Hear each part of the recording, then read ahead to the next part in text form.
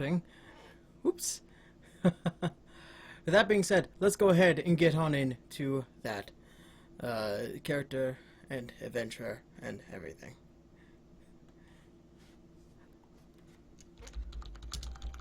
My name is Alana Marathari, and this is my story.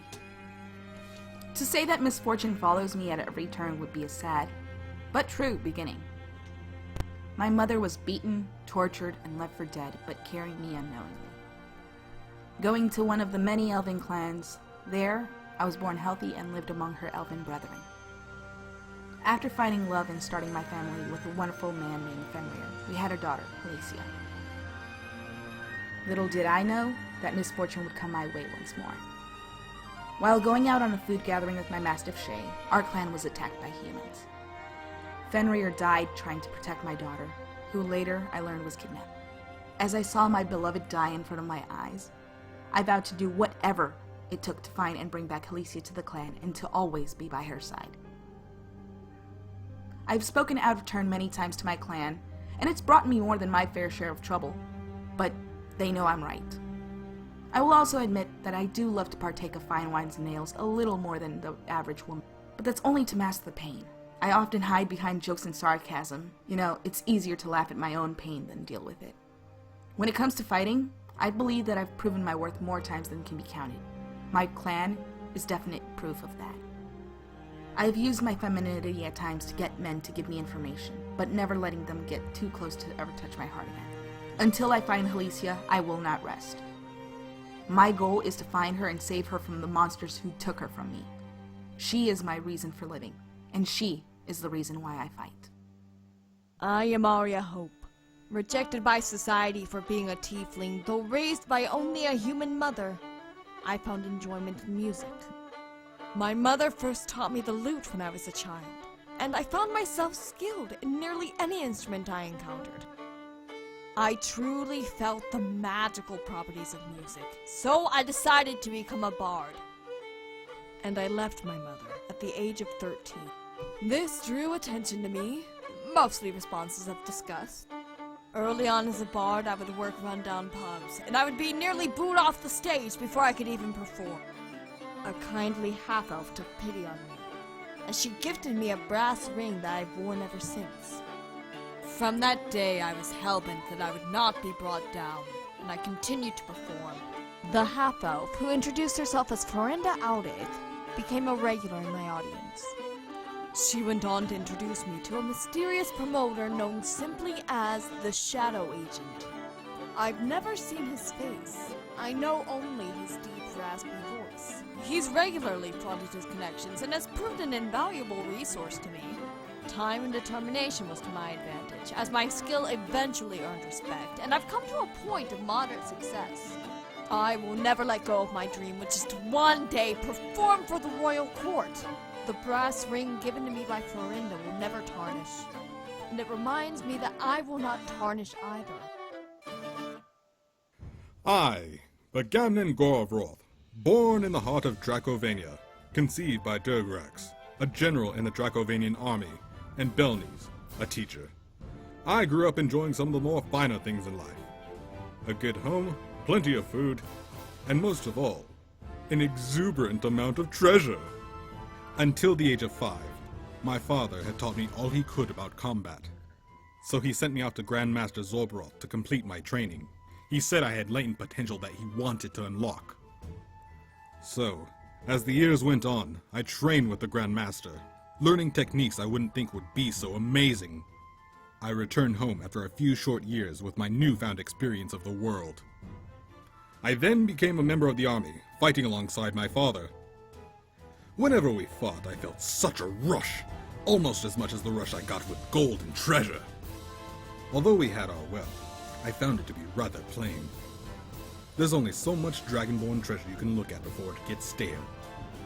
So, I left home once again on a journey to find other treasures of the world, other than Dragonborn. My mother supportive. My father, on the other hand, while not the happiest, still supported my decision. Now on my own, I crossed the land searching for a good fight, and also the riches and treasures this world has to offer. The dwarven monk Joseph Leadfist resented his life as a miner in the dwarven mountains of Goldthar, when one day, a group of nomadic halfling monks forced into hiding from a group of dragonborn mercenaries stumbled upon his mountain. They were being chased by the mercenaries so that they couldn't be tortured into revealing the location of their grandmaster, Tiny Nuggins, an expert in the martial art of Lung Fu Pai. He's considered a war criminal to the Dragonborns, but a hero to others. Those halflings took a shining to Joseph, enough to teach him the art of Lung Fu Pai. Joseph was a natural, and soon he set out to find Tiny Nuggins so he could complete his training. Joseph's a scrapper, trained in a martial art designed to punch above the user's own weight. As a dwarf, he is a lover of good food and drink. If a stranger wants to fight, he's more than happy. But if that stranger offered him a drink, he'd be even happier. Joseph has a fear of horses, and unlike dwarves, doesn't like caves or caverns, reminding him of the dismal life he had before the monks arrived. I was born of a human woman and an orc, an orphan of the battlefield. The mercenaries who found me named me for the only feature they valued: brawn. As a young boy, I looked human enough, but there was something different, something off-putting about me that took me on as a laborer. I had a secret though. I loved to sing. That was what kept my hope alive during the dark times.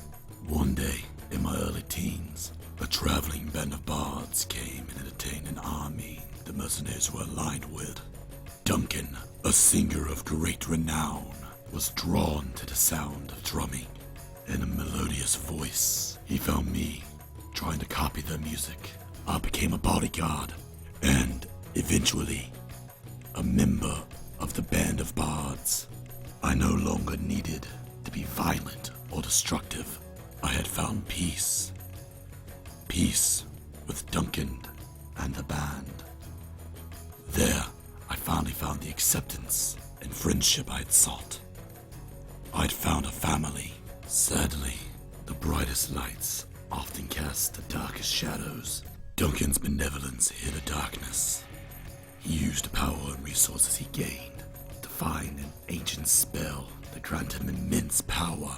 He summoned a demon, and in exchange for this immense power, the demon slew the band members, save for me. I barely managed to escape with my life.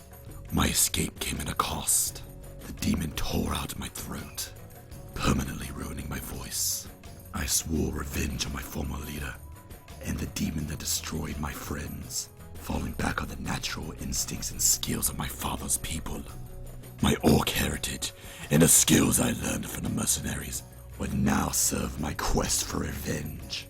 I've spent the last decade training myself to find the man who betrayed me and my family.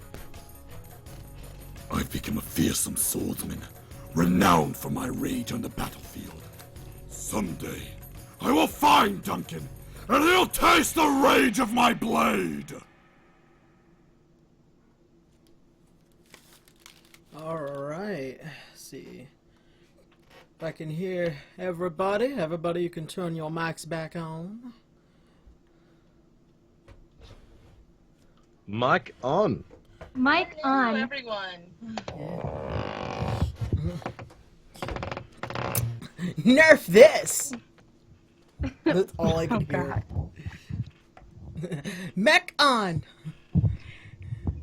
Yeah. Jeez. Overwatch, ladies and gentlemen, Overwatch. Oh, that's right. Give me 1 second, you guys. Let me... Is that one of them newfangled video games I hear so much about? Oh, Yes, yeah. it is. It's a newfangled game. Oh, stop. I wish I had it. I'm jealous.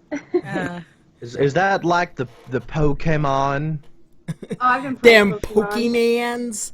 Pokemans. So, Is that like that rapper Eminem? Or is it that video game player Pee Wee Diddy? God. Hey guys, welcome back to D6. As you all can probably already hear, we have somebody that is not with our usual cast, and as you could also tell from the character lot screens, we have our 6th official player. Hi. Everybody give it up for Mina. Yeah. Welcome. Welcome to the shit show that is D6. Oh, Run God. while you can. Don't worry, I'll make it shittier. Yeah. So You can only hope. mistake. so just so you guys generally know, this game is more than just, bringing together voice acting friends, bridging friends, and friends in general. This is also a game where I have brought people who have never played D&D before and have gotten them to play some D&D. And this is also a learning process. So Mina has played a little bit of D&D, but never one, to the 5th edition book like this before. So Yeah, it's been so friggin' long though, so be patient with me and I'll catch it back real fast. Thanks. so It's basically 4E, but not dumb. yeah, it's a real simplified version, and I really like it that way. But it's slightly unorganized, in a sense. But yeah. Also, a few things that I do need to talk about, because this has been quite a bit of a question as of late. Is first of all, when am I Testing. Hey, you're here. Yeah. Final. For the winner of the 5E handbook, which is I believe Cryotech, I'm trying to remember his name. But the thing is that you live in Canada, and postage is $40 from where I live. So I promise I will send it out. But it may take a little bit of time because $40 was not something that I was prepared to spend almost immediately. But I will have it sent out soon. Another thing that I do want to tell you guys is when is the next episode of D6 coming out. The thing is that when it comes to YouTube, they have a set algorithm. And if you post too many videos, much like D6, and they don't get watched, the algorithm begins to say that my channel is no longer relevant to those who are subscribed.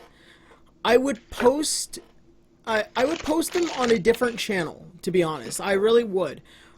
But the risk of that is that it will never be watched. I would probably see a good maybe 100 subs and a few, at least 1,000 views. So at that point, it wouldn't be much worth it, because I do monetize the videos when they get posted. So in a sense, it would be more simpler to span out the episodes on my personal YouTube channel twice a month than it would be to put it on a different channel where it would probably never be watched. So with that being said, please don't get too mad at the circumstance.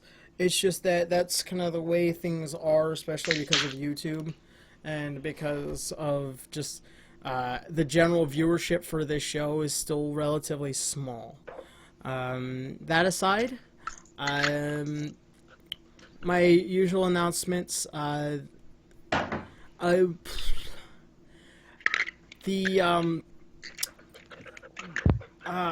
Things parody-wise are still kind of being written. Lots of just writing in general. I am trying to finish up Makaku, but I have not found any time this week to do that. Also, How to Be an Adventurer is nearly done. It is. Me and Tara are on the last stride. I think this episode is going to have the same kind of caliber between episode 1 and 2. Not as grandiose as episode 3, I can assure you.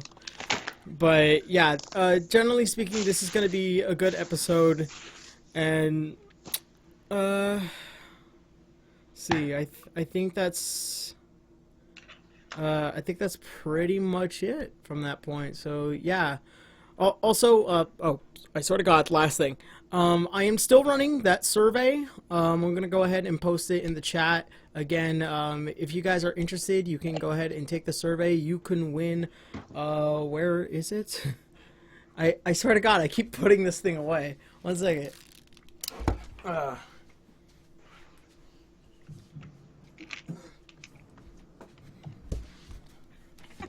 Here we go. Great way to start. Yeah. Professional. You can win one of these little miniature booster packs. So I'll show you guys right here. They cost about somewhere between $15 to $20, and usually just do the survey. Tell me what you think. It's basically a $20 thing for a little bit of your time, which should be about 2 minutes. Won't take that long, but yeah. So yeah, that's generally just let me know what you guys think. You guys can go ahead and take the survey, in which I will post it back. Yeah, unfortunately, we can't take the survey because we're part of the cast. So Yeah. yeah. But now that we're starting with the announcements, I have to say that something really funny happened to me this week. Ooh. I could hear Sam's voice throughout this whole week. And let me explain this to you. I work at a day camp. And during my lunch break, I tend to eat outside and listen to the kids. And I could swear that from 2 buildings away from me, I could hear Sam's voice doing Meliodas from Seven Deadly Schmucks. And it turns out that 2 of the kids brought in cell phones when they weren't supposed to and started watching the videos and just laughing their asses off. My God. All I could hear was, "Get away, you fuck!" I was like, oh my God, that is Sam's voice. Oh, that's Honestly, you should have. Man, you should have told them. You're like, oh, I know that guy, and then been I did. oh my They're God. like, "Oh, you know him?" And I'm like, oh God, what have I done? These yeah, are I 16 played and D&D with the guy. kids, so I'm like, It's like, Yeah. you know our one and true God sprite stuff? yeah. When I told them Oh, I did a that's- bridging, they're like, "Where's your channel?" I'm like, legally, I can't give you guys my channel because 1, I'm your counselor or a counselor, and 2, it's not the end of summer yet. So I didn't get them links to my stuff, but yeah, I told them I knew you guys, and they're like, man. "Do you know so and so?" And I'm like, yes. Oh God, yes. Stuff like that. At some point of the line, did my name somehow pop up? Yes, your name did. Damn.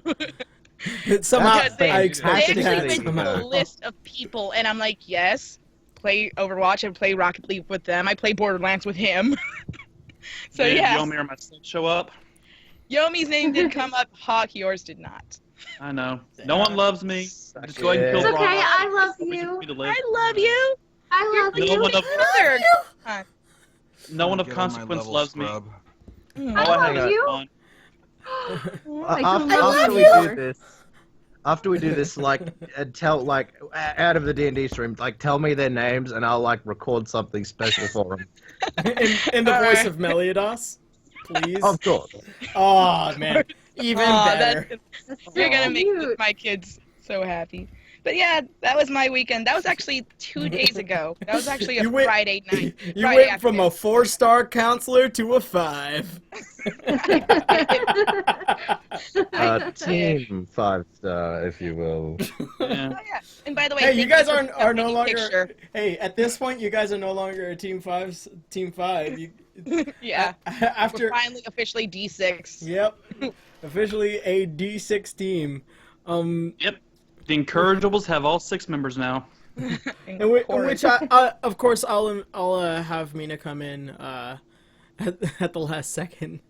Or not the last second, or when I do bring her in, because I do have a set plan. Where Yeah, sorry guys, I've been taking forever because I'm shitty.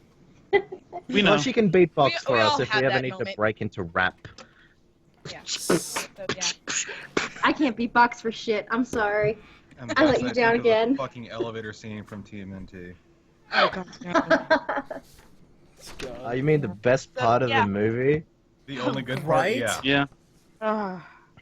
Actually, Well, no, there was the pizza bit in the sewers where, you know, they're like all like, you know, stumbling around because they want pizza.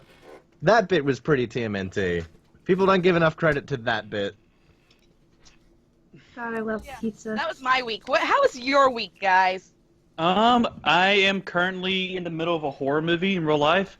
I am the only human being within like a 5 square mile radius, and I've had no up until like an hour ago. I haven't had electricity, internet, or even a phone for like since like 4 a.m. this morning. But yeah, I'm staying at my parents' place this week to take care of their million animals. I apologize in advance if you hear an annoying little puppy bark in the background. Oh, it's They fine. got they got an adorable lab puppy. I had Oh that. my god, you're gonna have to send me pictures. I have had will. that I will. for the entire first half of D6. I've always had a dog barking upstairs that everybody could stop doing possibly that. hear. You're cutting out. Who, me? Death to your internet, Aaron. Yeah, you're cutting out, Aaron. Yeah. Again. Oh, But, don't worry. We always have a puppy on stream. His name is Marcus, and he's always around. And speak of the devil, he's right here, just coming in my closet. Oh, just to remind people, I may not be on next week because Monday I leave to go and take the bar exam Tuesday and Wednesday. Good luck. I'm rooting for you. 26th and 27th. You can do it. The worst experience. It's gonna be the worst experience of my life. The funny It's thing like is third worst. that I Shows that can. you met You me. can- you can do it. I'm top 2. So The funny thing is that I can get you Okay, guys fourth. perfectly, but none of you guys can get me, which is weird. Like I can hear you guys perfectly, but none of you guys can hear Put me. out again for me. Beg your pardon. Fucking Christ, are you kidding me? Aaron, check your shit. Fuck. Yeah. Actually, speaking of the bar exam, I'm taking one myself. It's for steel bars. I'm finding out if jet fuel can melt them. Do not Fuck! trust your You guys, government. stop. You guys, we're not even on.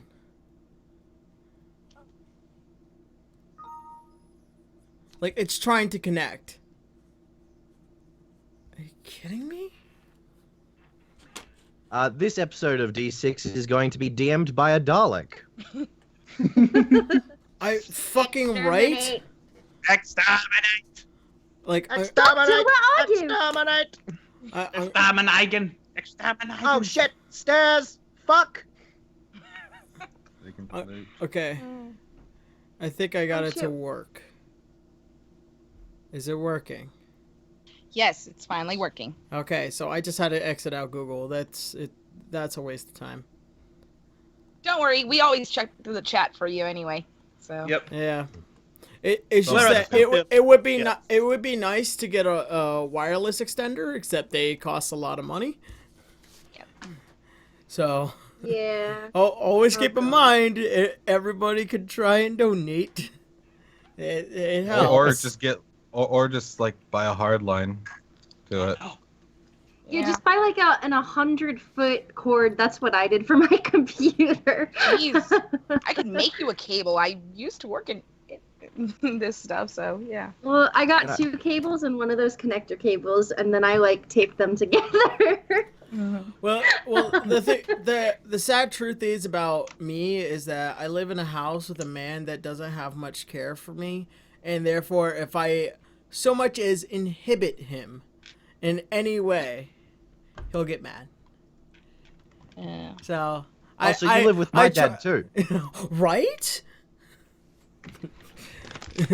But no, I try to make sure that I keep things relatively low. I mean, I could try and get a brand new wireless card that would probably never make this situation as bad as it usually is.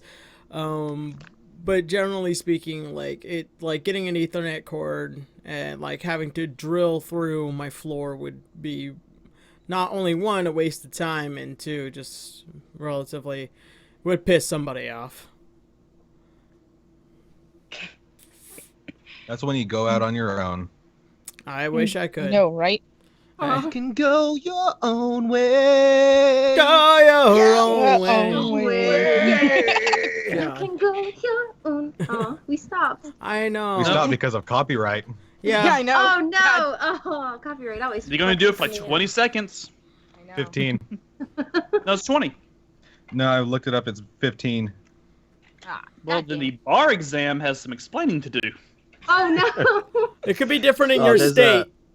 It could be. No, that's federal. Oh, okay. Yeah, copyright law's federal. it. Aw, so cute. Well, Hi, I'm dog. gonna be sorry. Pupper. We call them puppers and woofers. I told him to shut the fuck up. Right. No, Marcus is Sir Puppers, so. Yeah. These doggos are kind Oh. of annoying. Speaking of dogs, so for those of you who were here last week, you all know that my last Shay miniature got eaten by my dog, ironically enough. So It's a dog world. so I got into contact with Reaper Miniatures, and they were so kind as to say, or as to get me one for a little bit more. This one cost me about this one cost me almost $7, and they got me this one made in metal. Kinda. so if the dog eats it, we'll be able to get it back after a couple hours. yeah. So yeah. The dog might not feel very happy about it. So yeah, we now have our Shay made out of metal. Still say we should use also- some Yeah! Paint it with lead-based paints as well. No, Oh my god. Did you get it from China? no. I had to contact Reaper Miniatures to have them make a metal version of this one. They're saying There's- the show. Sorry, I just joined, so I missed it. They're saying the show's still not online. Yeah! It says it's streaming. on. OBS is Guys. streaming. Yeah, I'm watching the Skype's stream. Fucking up for me, so I'll be back in like a minute or so. Okay. It just dawned on me that we are an equal opportunity group. There are 3 dudes and 3 chicks. I mean, Yeah. This has been well planned by your dungeon master Yaro Jien. No, Bullshit. Aaron specifically said, I want another girl, so it's even. I Right for equality. Carefully but- playing my ass. That's funny, but it's too bad I'm a man. Right? No, it's right I mean, for gen- quality, but it makes the most boring pornos ever. Testosterone. Right? I mean, generally speaking, like I was talking about, like I would like a nice balance between male and female cast for D6, and I'm all like, I mean, I was trying to get Mina about a couple months ago, if I remember. I think it was like the beginning of the summer, actually. Yeah. Yeah, it was like around June. Yeah. But are we ignoring other groups? Do we have a transgender? Mina. Yes. Me and we my had enormous Desiree. black All of them. dick. We had Desiree on. Yeah. Well, no. Well, she's technically gender fluid, but Well, Mina's a lady boy. Yeah, Oh, with wow. my enormous That's black transphobic, dick. Richard. No, she calls herself that. I don't call Still myself a transphobic lady to- boy. the It's darkness transphobic to over. say I that don't. anyone- I don't label myself. I just tell people I have an enormous dick. Oh god. The dark does. shadow My- over wait, my I eyes. also, It's, I also tell people I have an enormous dick. no, like Welcome. it's Actually confirmed. proven Everyone, mine, but yeah. everyone loves my coast to coast cock. Yeah. That is that for So those we've of you who followed it don't know for that how we've many been years? that's been like almost 3 years running. Yeah. Yeah. Aaron, I think it's 4 now because I met her. I met you almost 5 years ago now. It wasn't established till 2013. Yeah. The latest coast to coast Yeah. talk. This is the I first I'm remember- hearing of Mina, so I I'm just getting to remember, know her right now.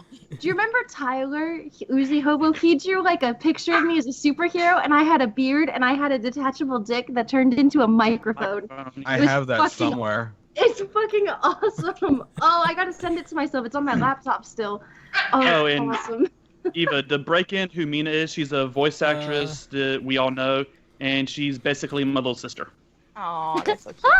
Hi. Yeah. Don't call me In a cute. completely I'll marry you. non-creepy way, so no one ship us. Yeah, seriously. Oh You God. have to be. No, It's gonna Spawn's gotta happen.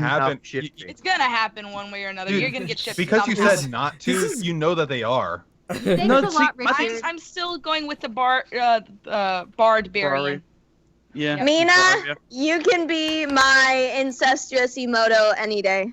I'm sorry. I'm married to the church. Sorry. Well, Nobody I'm claims to from be the hell, so I don't care. Oh, damn. Okay, we got some interracial shit going on. Ron's like, Yeah. It wouldn't be the first time. Yeah, it wouldn't be the first time. The vicar and the demon. That's the sauciest relationship. Yeah. All right, you guys. All right. So, with announcements now aside, let's go ahead and get right on into our little and we're adventure. losing there again. Fucking, are you serious? I've been green bar the the stream's entire gone, time. buddy. Hold on, it says it's trying to I reconnect. can hear you now, but I'm looking at the stream above laptops and it's gone. Hold on, it says it's trying to reconnect. Let's see. Connect that. God, That was I've been here for impressive. 10 minutes. Right And back. the moment people heard my name, I started being shipped. That's fucking awesome. But your name's not Mina in the stream. It's Manda. Yeah. I know, it's Monza. Monza Maya.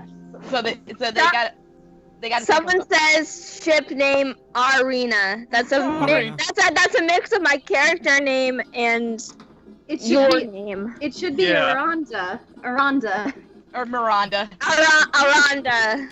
Alright, now the to get even fuck? more un-PC, Orion You guys- sounds like a trans stripper. My name's Oranda. Are you ready to have a good time? All right, guys. All right. Alright, All right, you guys.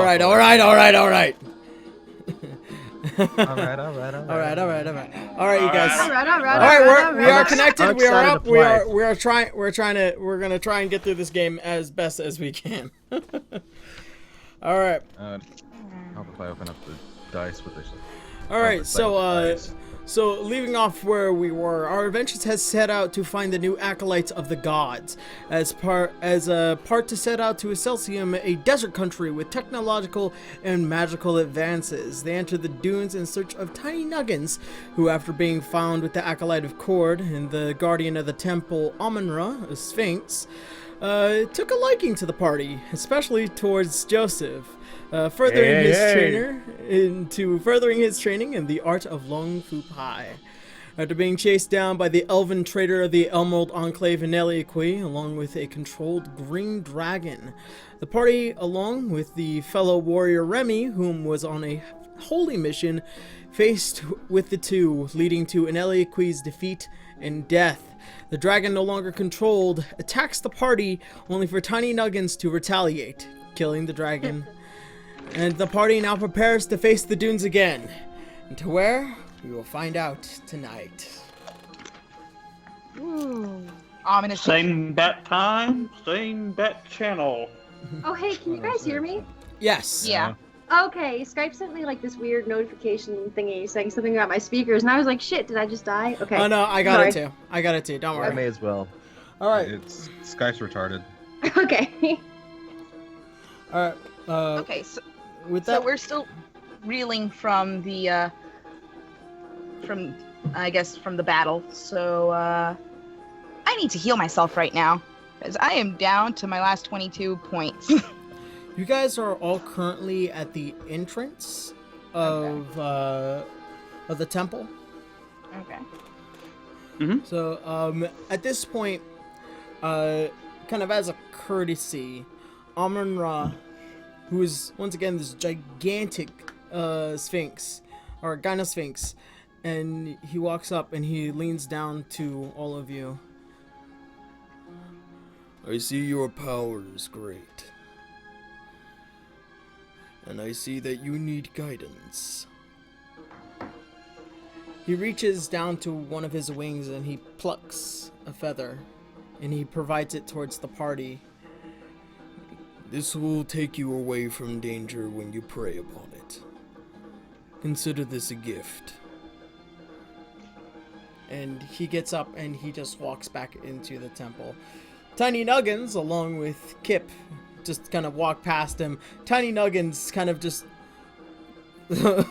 putting his hand up against the wall, trying to make sure that he doesn't bump into anything or trips. He meets with the rest of you. So, I'm really sad that all of you are leaving. I really enjoyed all your company. Oh, I'm sorry we're leaving too. I offer him a fist bump. He just stands there. He doesn't even know. Joseph, you know he's blind, right? Braun just walks up and just like slowly starts moving Joseph's fist closer to Tiny Nuggins. Tiny, raise your fist. Gently. Okay. And he just raises his fist out. And Braun just taps. Yeah, there. And Fist bump. Oh, a fist bump. I haven't done one of those in a long time. I couldn't guess why. Worried this fist bump's gonna send me through a wall. That's what I thought was going to happen. I honestly thought that was going to happen immediately. That's why I said gently. Well, so all of you are heading out. Any plans to head to where? Well, Find more acolytes, I guess. Well, I mean, if that's the case, one of you are part of the Emerald Enclave, if I remember right. Yes, that would be me. Well, I suggest probably meeting up with the Ruby Enclave. They may be able to help you further your particular situation. any idea what we should do there?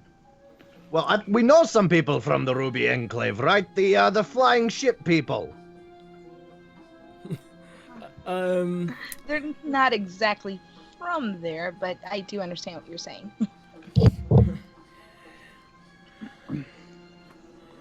Well, if you're from the Emerald Enclave, think of being able to find the Ruby Enclave as, like migration. You just kind of feel and know. Joseph is going to attempt to figure out the way to the Ruby Enclave. He's going to put his head directly to the sky, spit as far as he can, and then see in which direction the spit lands. I'm gonna have you I'm rolling. make a nature check. If that's the case. 15 plus 1, 16. You have no idea. Quick question: do any of us need to dodge where the spit lands? I don't think so. It doesn't. He wasn't pointing in your guys' general direction. But if that's the case, then I should have Alana do it. More. Yeah. So. Yeah. So with this information, go ahead and I believe it is a nature check because you were just tracking them. Okay. And my nature check is 15.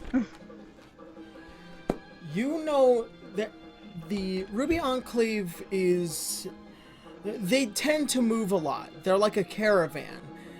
They don't stay in one place, but they, in general, would have plenty of flags in several oases in order for you to just get a general direction of where they are. But as being a member of the Emerald Enclave, you feel like it is due northeast. And it's something natural, like it's because of you being someone from the Enclave, you just have this natural born feeling. Okay. That works for me.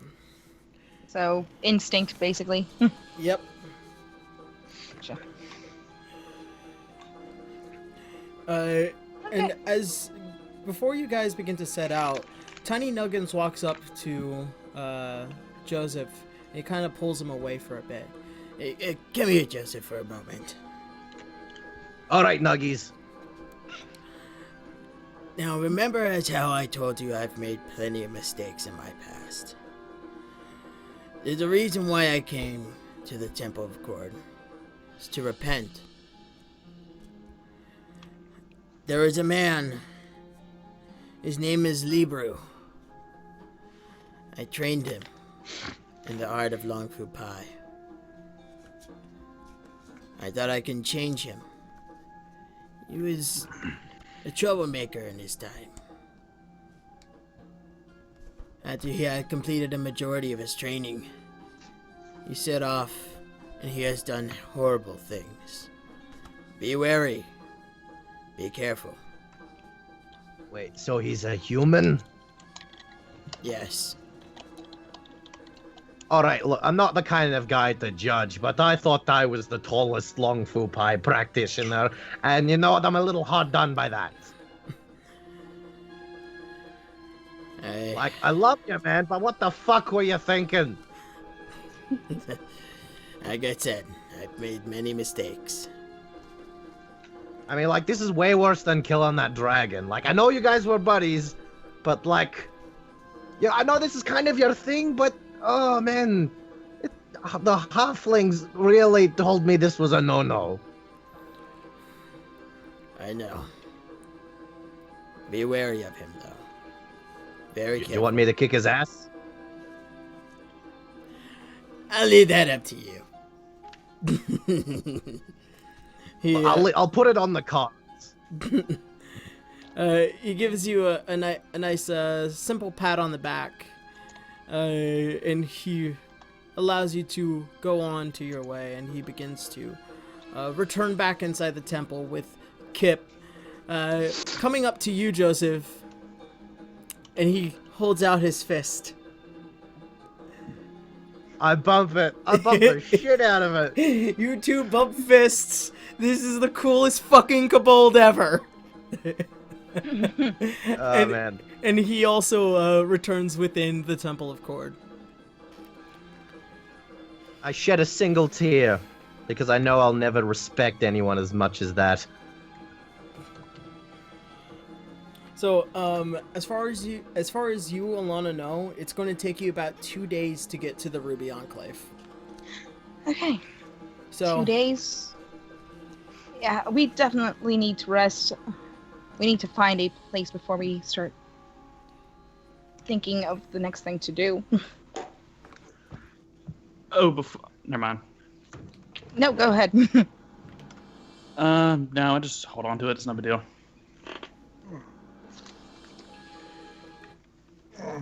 Alright, well, we need to find a place to rest, because I am, like, down to my last 20 hit points, and if I don't do it, I'll pass out soon. I mean, does it have to be here, though? Because we kind of just had that moment, and I don't really want to spoil it by, like, coming back in. Yeah, no, we need to move. We need to go. So you guys go ahead and you move out into the open world of the fiery dunes of Acelsium. For the most part, you guys spend about a day's worth of traveling, with a few stops for those of you who are not fire resistant, you guys had taken about an hour or two of rest. It is now during the late night, and you guys do you wish to go ahead and try and push on, or do you want to take a rest for the night? Maybe we should make one. Yeah, most of the people's health's kind of low, isn't it? All right. So speaking of which, Aaron, what was the damage that Begonnen took last game? He did not take much damage. Yeah, you were behind the dragon the entire time, even after he had breathed a second set of gas. So you are relatively okay. Okay. Out of realization, this is the first fight Braun's ever been in that he didn't get the shit knocked out of him. And wasn't saved by fucking Begonnen. So, you guys go ahead and you all set up camp for the night. Are you guys gonna keep watch throughout the night? Well, I know Alana doesn't need to sleep, but she does right now to get her health back. Okay. I'm good on health. I just need an hour to meditate. All right. Then after that, I can watch. Then I'm at full health. I can sit watch. All right. Arya's going to sleep so she can restore a charge on her Ring of Averted Eyes. All right. So, Yeah, so me and Braun take it in shifts. all right. So the first shift will go to Braun. It is now between 9 to 11. Nothing throughout the dunes have really changed. I need you to make a perception check, real quick. Grab my dice. Sorry, I'm not my usual setup, so it's a little cramped. I got 5 perception. 18.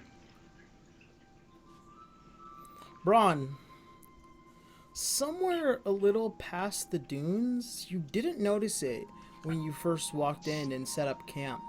But somewhere in the dunes, through your dark vision, you notice something sticking out of the sand. It's just pointing. It looks slightly pipe-like. Is it pointing straight up, pointing towards us?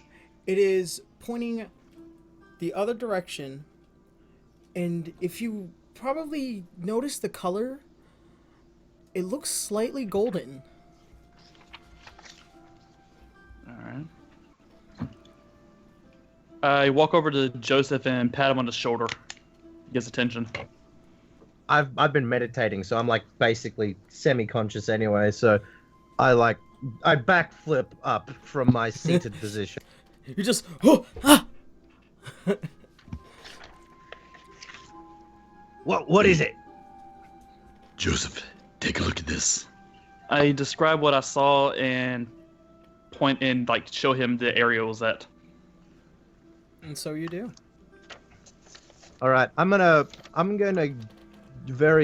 stealth my way over to that area and see what I can see. Roll for stealth. The because you described it. 13 plus 5. So math science. Yeah. 18. You're stealthy as fuck. You're sneaking through this camp and nobody knows that you're moving. And I'm whispering the Mission Impossible theme, but it doesn't exist in this world, so it's completely original. Yeah. You sing this original, almost stealthy song. It goes dun dun dun dun dun dun dun. I think you were doing Mortal Kombat, not yeah. Mission Impossible. I think I was actually doing. For the Y'all ready song. for this? Anyway, all right. I prefer the Now- da da da. Yeah, from Okay, I'm gonna make. Panther Yeah. All right. So you managed to get Alright, over Pink there, Panther. and it is as you described. It just seems like this golden metal pipe sticking out of the sand. I'm gonna lick it. It tastes like gold. Not the weirdest thing that's ever happened, Nina. It gets weird. I'm gonna lick it.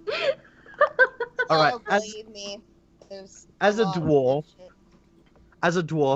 I'm pretty sure that explosives don't blow up gold, right? It looks loose in the sand, though. It looks like you can just pull it out. Yeah, but I'm feeling a trap here, so I'm gonna take. Hold on, can Braun roll for a danger sense? It is not Really? a trap. There's nothing Okay. trapped around it. Braun just looks over at Joseph and gives him a thumbs up. All right. I'm gonna lick it one more time just to be sure. It still tastes like gold. All right, I'm gonna pull it out of the sand. You grab the end of this pipe-looking instrument, and you pull it out, and it is this long golden lamp with 2 ruby jewels embedded on each side, and at the base of it seems to have this really finely cut lazuli with silver trimming all along the bottom. It is a really nice looking lamp. See, I'm glad I didn't blow it up then. Yeah. Like, in my head, I thought I was gonna like pull it out of the sand, and there was gonna be like a giant monster attached to it. Like one of those lantern fishes, but it's desert. slightly tarnished by the sand. There's just some sand on it. Yeah. Braun. I'm gonna rub the lamp. I'm gonna clean it. No, hold on. This could be really bad. Djinns are evil. Yeah. He rubs the lamp. Damn it. Hold on. Hey! Ollie! Hold on. As you rub the lamp, suddenly you hear a... and the lamp begins to shake and shudder. And suddenly, blue mist begins to now billow out the opening of the lamp. As at first seconds, it was simple, but then more and more and more and more, and now it's like a torrent of blue mist. And then at the end, you suddenly see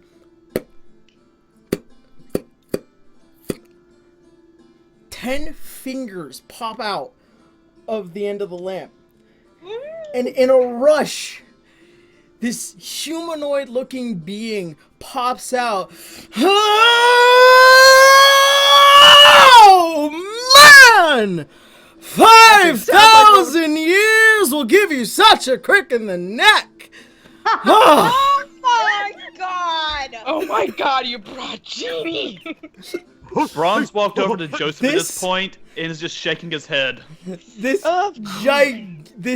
bluish man wearing this finely tailored, very nice, elegant, almost royalty vest, this wonderful beard, and pulled back hair in a nice little ponytail, and he comes down and he looks, oh, hello, my name is Tonfa. I am the Genie of Fortune, and how are you, my master? Well, just call me Joseph for a start. Well, because we're friends now, right? You're not dangerous. Oh, no, I am a Genie of Fortune, my friend. I am one of 7 genies all around here in Erzheimer, baby. Joseph, should we wake the others for this? I don't think No. they'll believe us if we tell them about it. No, not if it grants wishes. Of course I grant wishes, baby. I grant 3. Oh, 3 wishes. All right. Okay. Hold on, before we get started, I can grant 3 wishes, but I have one rule. I will not grant any wish with malicious or evil intent. If it deals with dark magic, or if you have any plans on killing anybody, no way! No, see, I respect that. That I respect. Okay, Bron, you get 1 wish. I licked the lamp, so I get 2. Oh, that was you? Oh, that felt nice. All right. Bron, do you want to go first? I'm thinking of my wishes. By the way, considering how loud Tonfa was, everybody that is asleep, you may make a perception check. To notice if you realize you woke up. I rolled a nat 1. I am asleep. Yeah, no, you're fucking asleep. There's no way in hell you're waking up with that. I saw it and I rolled. I was like, oh my god, a 1. I rolled a 19. Arya, you are jolted awake at the loud sound of Tonfa screaming in the night. What the hell? Oh, hello, baby. Who are you? My name is Tonfa. I am the Genie of Fortune. Oh god, this has something to do with Joseph, doesn't it?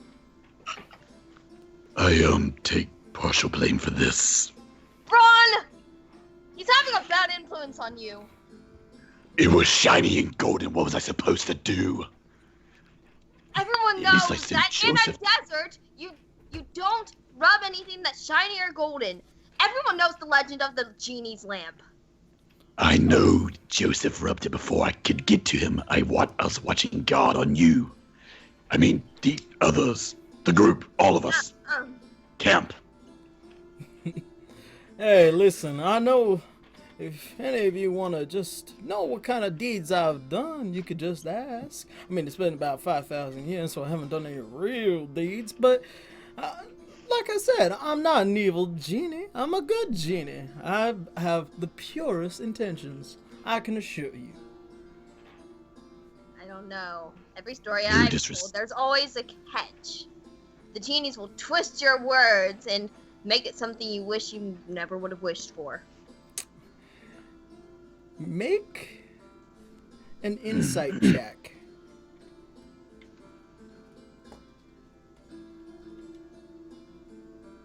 Give me a second.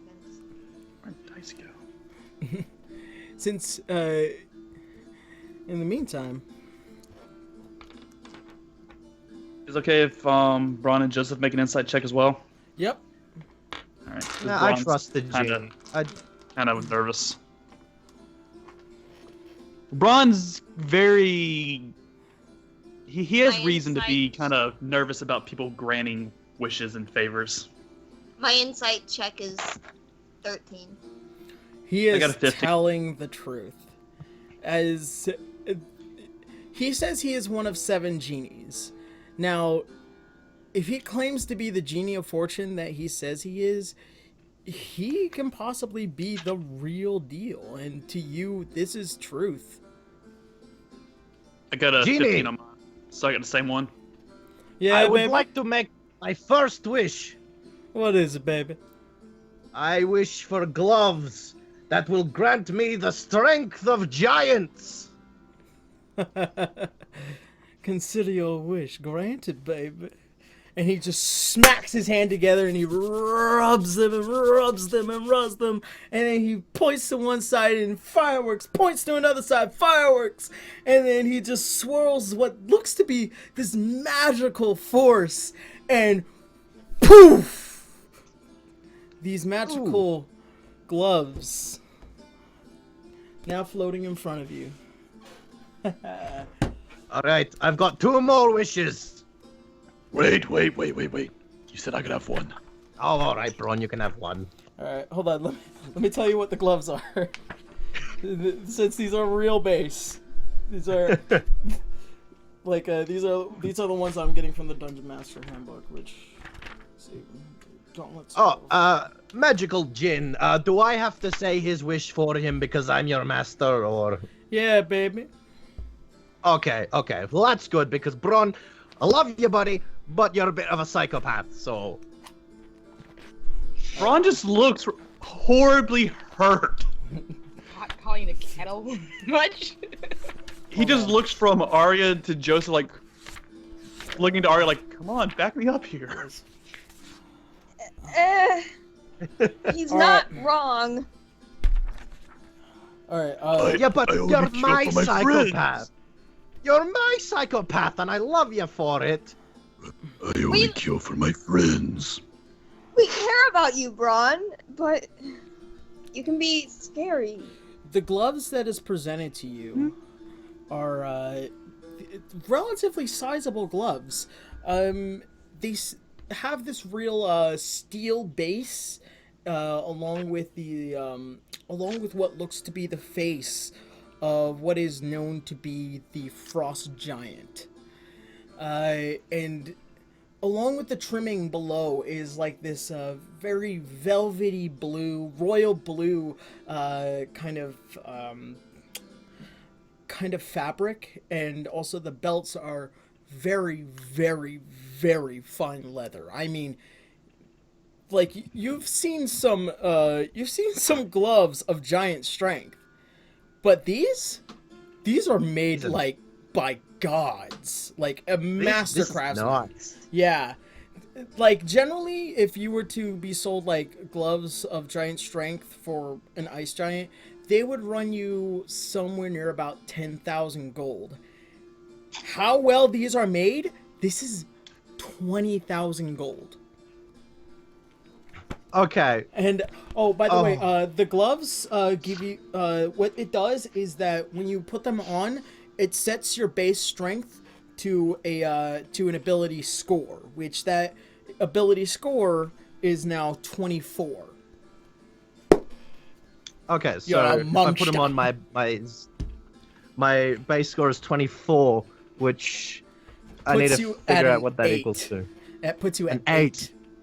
Oh, fuck yes. If I remember correctly, 24.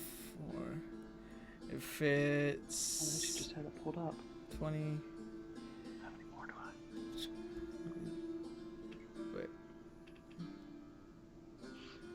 See, divide... 24 divide by 2, just... No, it is 7. You have a +7 for your strength modifier. That's still good. You are a powerful, fisted motherfucker. Alright, 2 more wishes, baby. What do y'all want? Alright. Ron, lay it on me. Tell me, what do you know of curses? Or rather, relieving them. I don't like to deal with anything that's cursed, baby. Like I said, I'm a genie of fortune. I can relieve curses, but I think anybody who has magical abilities can do that for you. Basically, I have this item that I use to try and protect my friends in battle, and it can cause me to lose control and become monstrous, almost as if it's taking possession of me. Is there anything you could do about that? Are you talking about a sentient magical item, my friend? Indeed. I can't get rid of anything sentient. That'd be basically killing something. I'm sorry, friend, you're stuck with your unfortunate gift. Jin, I would like to make another wish. All right, baby. I would like you to heal Braun's vocal cords and give him his beautiful singing voice back. No, I think we're fine without that. I appreciate it greatly, Joseph. Okay, all right then.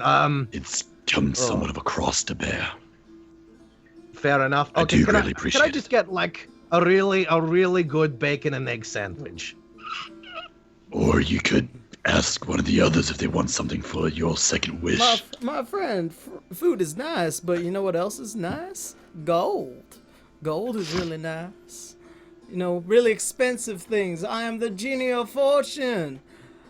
Giving you a sandwich is like a waste of wish. I wouldn't want you to do that, baby. Don't waste your wish. I mean, if you woke up a genie, you might as well do this right. Oh. Wait. I wish for immortality so I can hang out with tiny nuggets forever. Ooh. Baby, let me tell you something about immortality. That is partially beyond my ability, as magic would state. Mainly for the fact that the Raven Queen does look over this domain. If I were to grant that wish, I would no longer be a genie of fortune. I would no longer make people happy, and I value that a little bit more. All right, guys. What about 50,000 gold, guys? You all like vast riches. We all want that. We go with that. Wow, 50,000 when you can have 100. What about 100 apiece? What about 200,000? I like the way you think, baby. 200,000 gold. Let's make it 500,000. I want to spin that wheel. 500,000 gold it is, baby. Oh my God. And he smacks his hand together. He rubs them. He points to one side, fireworks. He points to another side, fireworks. And he lets rip this magical air and energy. And then suddenly, you hear one bag full of gold just land on the ground. Another, and another, and another, Oh God, this is and gonna turn into another. Kazam. Basically, what you end up getting is about 10 bags of 50,000 gold pieces each. All right. Cha-ching. With the sound of gold being like loud, do I have to make another perception check just to Go make sure ahead. that I can wake up? We're Alright. not landing in sand. Oh, 19. You are What the welcome. fuck was that? I'm just waiting Yeah? with a loud Could the genie? I know you say he can't do anything from malicious intent. Could he create weapons, or would that fall under the malicious intent? He cannot make, because yes, weapons do intend for malicious intent. He can make armor, That's what I was about to ask. My next question, I was going to ask maybe. as it Bronze. is armor. Armor I'm only gonna often use my gloves to leads help to move. defense. Yeah. But yes, Alana, now awakened, now sees this gigantic genie surrounded by Arya, Braun, and Joseph. And he looks towards Alana, is like, "Oh, hello, baby. I'm Tonfa, the genie of fortune." and I scoot back. I'm like, what the fuck is this? You guys are gonna Hey, really Lana. hate me for Two. this. Oh, come on. You guys are gonna fucking gonna- hate me. I turn to Tonfa and say, Tonfa, for my third and final wish, I wish for your freedom. Baby, what I tell you already, I like my job. I don't want to be free. I want to grant people's wishes. I want people to be happy. Being free is limiting. All right, okay. This isn't a wish question, but do you have to be in that lamp? Yeah. I mean, it's comfy in there.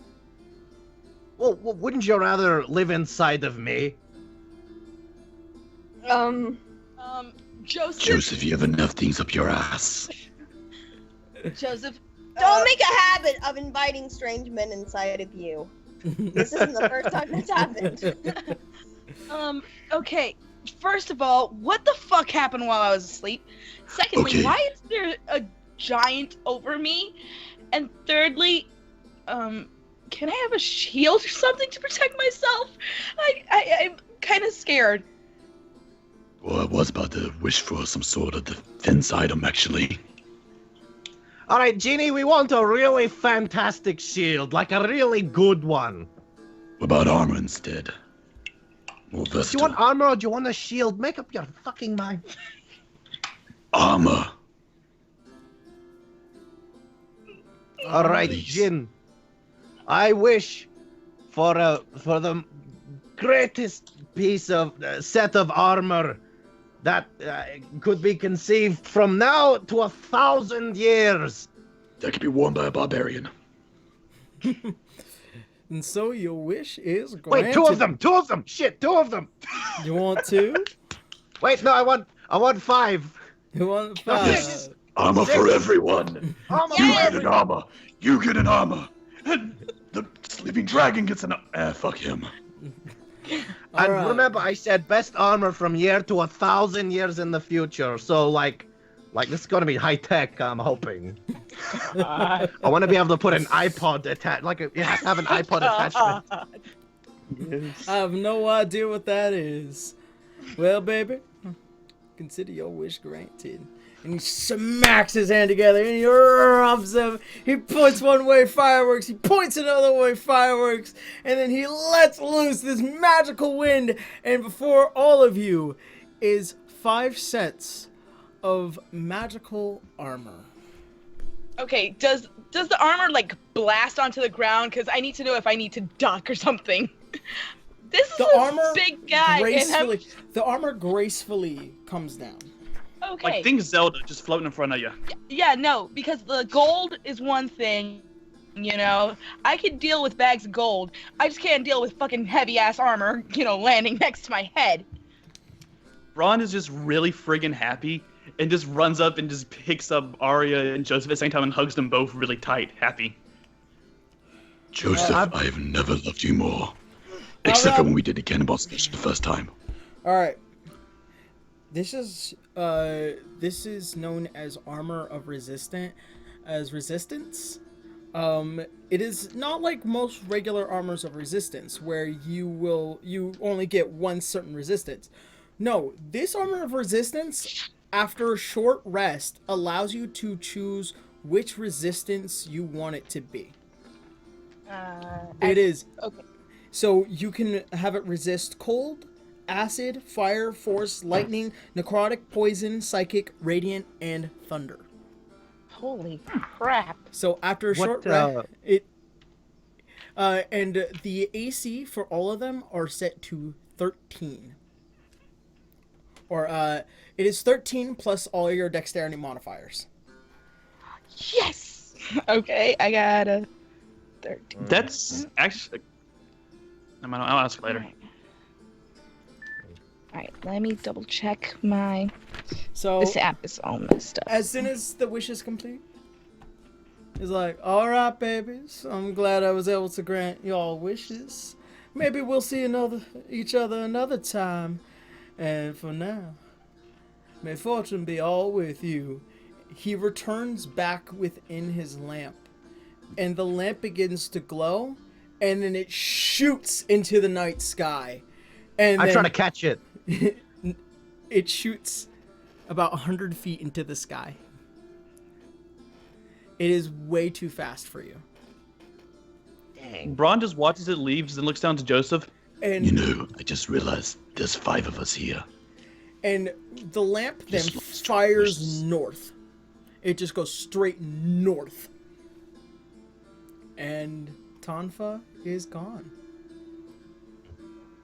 Now, Braun, I asked for 6 pairs of armor because I'm not gonna wear mine. I'm hopefully going to sell 2 as like a set.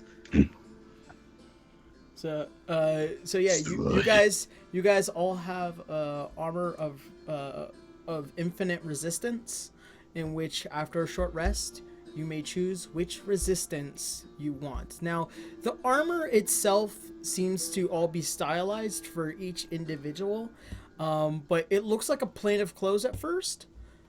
But which one of you want to try it on? I guess Braun will. Braun puts on the first set of what looks to be a plain set of clothes. As soon as he finishes it, it magically bends to his size, and it looks like this amazing piece of well-donned armor. Definitely your type of style too. Like it fits your rather barbarian motif, especially for you. Oh, I like it. It I do too. really brings out the color of your eyes. Braun just flashes a big toothy grin. So yeah, keep in mind, you guys, the armors are 13 plus your dexterity modifier. Awesome. Question: as a monk, my DC without armor is 19, and if I put the armor on, it'll go to 18. But is it because it's magical and like clothes based? Would I be able to wear it and keep my original monk clothes armor class, but with the magical resistance? Let's see. I'm going to. Well, you have no idea. Because I'll be losing. I'll be taking the drop armor class as well with it. You try on the armor. You put on what looks to be a plain clothes. They don't seem to relatively change, but you can definitely feel the surge and the bending of it. It looks like it is designed specifically for a monk. Yes. Although, the unfortunate thing is that you definitely feel its weight. So you unfortunately do take -1 DC if you decide to wear it as armor.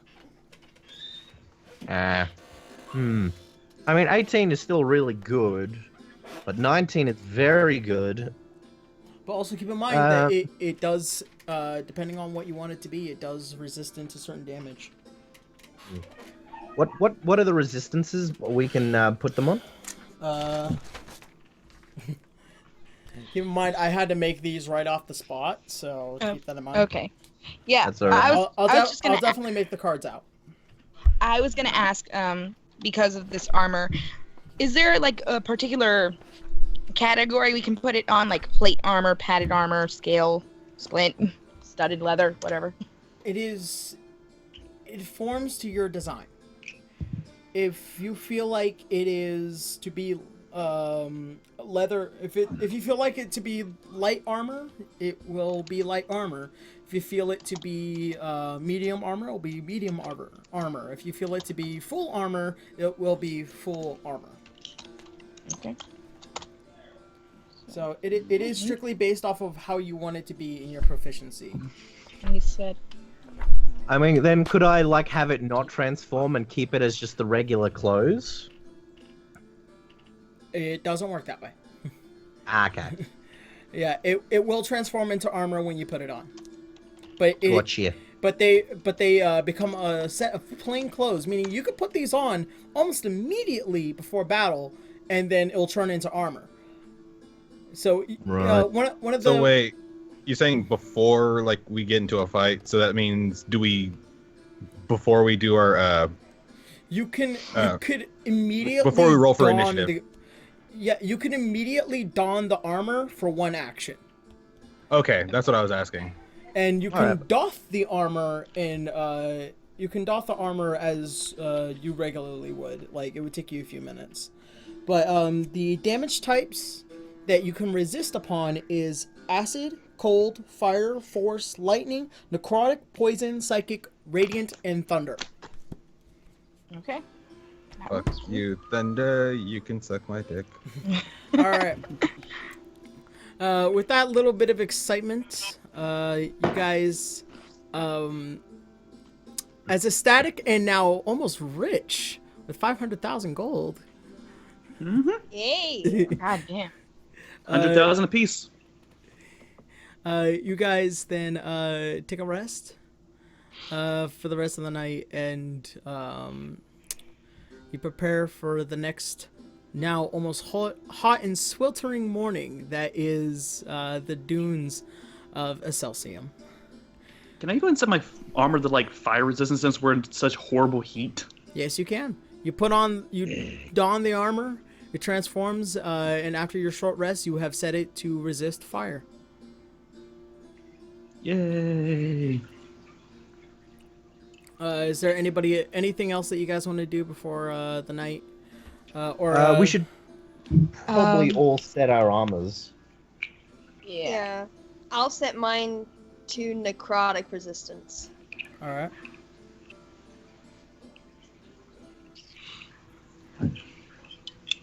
I'm gonna set mine to cold. All right. I'm going to set mine to thunder. Okay. And then we're all gonna jump in our Megazord. All right. By the way, this whole time, Braun still has this giant shit-eating grin on his face. He's no longer poor. Yeah, you are no longer poor. No longer sucking you guys dick are for poorest money. mercenary. You guys are rich people now. Congratulations. I'm so glad I didn't blow up the lamp. The thing was is that I had set the DC to be 18, and when fucking is like, oh yeah, I rolled an 18. All right, I guess he sees the lamp. So, you guys are now setting back out on to look for the Ruby Enclave. You guys spend pretty much a majority of the day somewhere in the late afternoon. You begin to notice in the farm field what looks to be a large, almost populated area in the middle of this desert, strange enough. And to you, Alana, you see several flags of the Ruby Enclave waving well and high from this little settlement. Arya quickly uses the Ring of Averted Eyes to transform again for safety. All right. Lana stands in front of everyone. just because, you know, it's become a habit at this point. Yeah, baby. Still not talking to Braun you. just keeps smiling. The fuck did I do? I was forgiven. I was forgiven. What the fuck happened when I was away? Not really forgiven. Not really forgiven. We cuddled. It doesn't matter. Yes, it does. No, it doesn't. I made you laugh. You can no longer be mad. This whole time, Braun's still like. Women hold grudges. smiling. You know this, right? No As- shit. As you guys get ever so closer to the Enclave, you are met with some very dark-skinned elven individuals who stop all of you. Halt! Who are the lot of you? We're the incorrigibles! Joseph. Still not settled the name. That's nice. My Braun name and is Jeff- Alana Marisari, and I come from the Emerald Enclave. I wish to speak with your leaders. You should speak with Ampha. Yes. Represent your crest. And I show my Emerald Enclave crest. Right. One of the guards turned to the other, and he kind of nods him to take you to the clan leader. You all Great, we're walk gonna go through- visit a clansman. You all walk through, and what you guys can tell, this is a very bizarre-looking town. Like, not as in like bizarre as strange, but like as you've seen in a lot of movies. It's like a bazaar. You know, you see people cooking, and you see many young elven, both half and high, all running up and down the street playing games. You definitely see that this settlement is doing very, very well, and it looks like it could be prepared to move at any point in time, but they seem relatively comfortable for their nomadic lifestyle. You also notice that all of them are very, very tan, as it is out here in the desert area. All right. Are there any notable markings or anything of value that we should look at? You know, considering that this is a familiar clan to Alana, but I mean, it's a family clan, but of course they're not direct descendants. From what you can tell, much like the Emerald Enclave, it does seem like everybody has a job, but it seems like everybody has a job in order to make sure that the clan is provided for first. But as far as you know, it's like I said, it's much like the Emerald Enclave, but it's just it's more independent than the rest of the clans. All right. And before we get started with anything, are there any notable stores that we can look at before? That we can see before. Make an investigation check. All right. Investigation. If you guys wish. Sure. All right. Yeah, my investigation check is 17. All right. 14. Okay. 11. 18. All right. For everyone above 13, you definitely notice that there are those who are good at, you can hear the blacksmithing in one area. You pass by one shop, which looks like a textile shop, as somebody who definitely knows how to put together well-crafted goods, both in leather and whatever materials or crafts that you can bring to them. Okay. Is that the only store that we can see? Or is that the only thing we can see? You notice I don't that know. there is I just one want to see if there were like potions from it. There is one shop where it does look like there is an herbalist in town, as she is currently grinding away at certain leaves and also several different plants that are being dried out into the sun. Okay. As you finish walking through a majority of the settlement, you come near this much more higher space, almost as if like this is definitely where a clan leader would be. You are met with several tapestries and several different kinds of fabrics as you are entered through many doors, and you manage to get to the center, and before you is a long-haired woman, definitely as tan as the rest of her clansmen. She has these very long high elf ears, her long dark hair, definitely this, or not as dark, but definitely this dark dirty blonde hair, wearing very light clothing, like she is definitely just down to her bikini basically. Okay. And she is being rested and fanned by two very strong-looking individuals. All right. She is definitely. That's what we should have wished for. She's definitely the most not too moderate, not too of a moderate clansman you've ever met. Okay.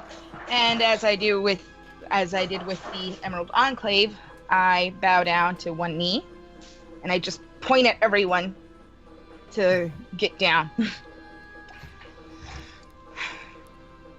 Hello, ma'am. My name is Lana Marathari, and I come from the Emerald Enclave seeking your help. My, little Lana. I've heard a lot about you from your father. He's a nice man. So, you've come seeking my help. Yes. Just throwing it out there, it sounds like she's a G-MILF. All elves are. Shush. But I mean, like, great G-MILF. Oh God. This is added character, by the way. This is not in game. It's not in game. God, no. All right. So. Yes. We are seeking more acolytes, and we have found one in the Emerald Enclave. And we wish to ask you for more help in seeking more. I myself do not know where many of the acolytes are, but perhaps someone I know does. This might be a bit of an option, but have you been told about the elemental trials of your people? I know only a bit. So then, as you are sure enough, you know that we are the trial of fire. Yes.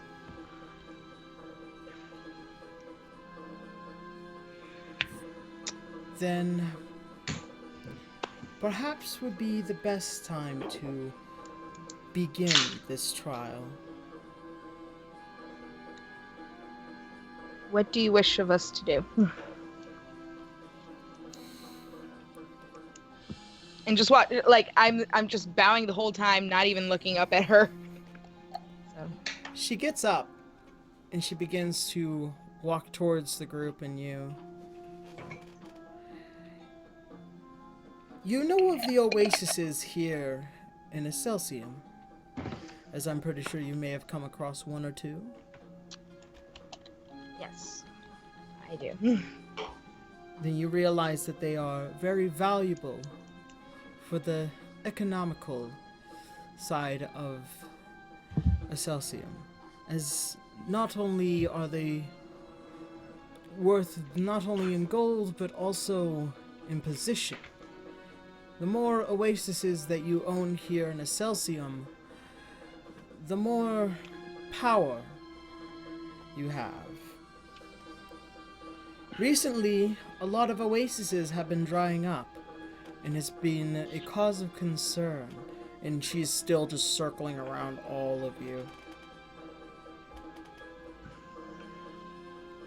Power is necessary as I would assume here in this trial.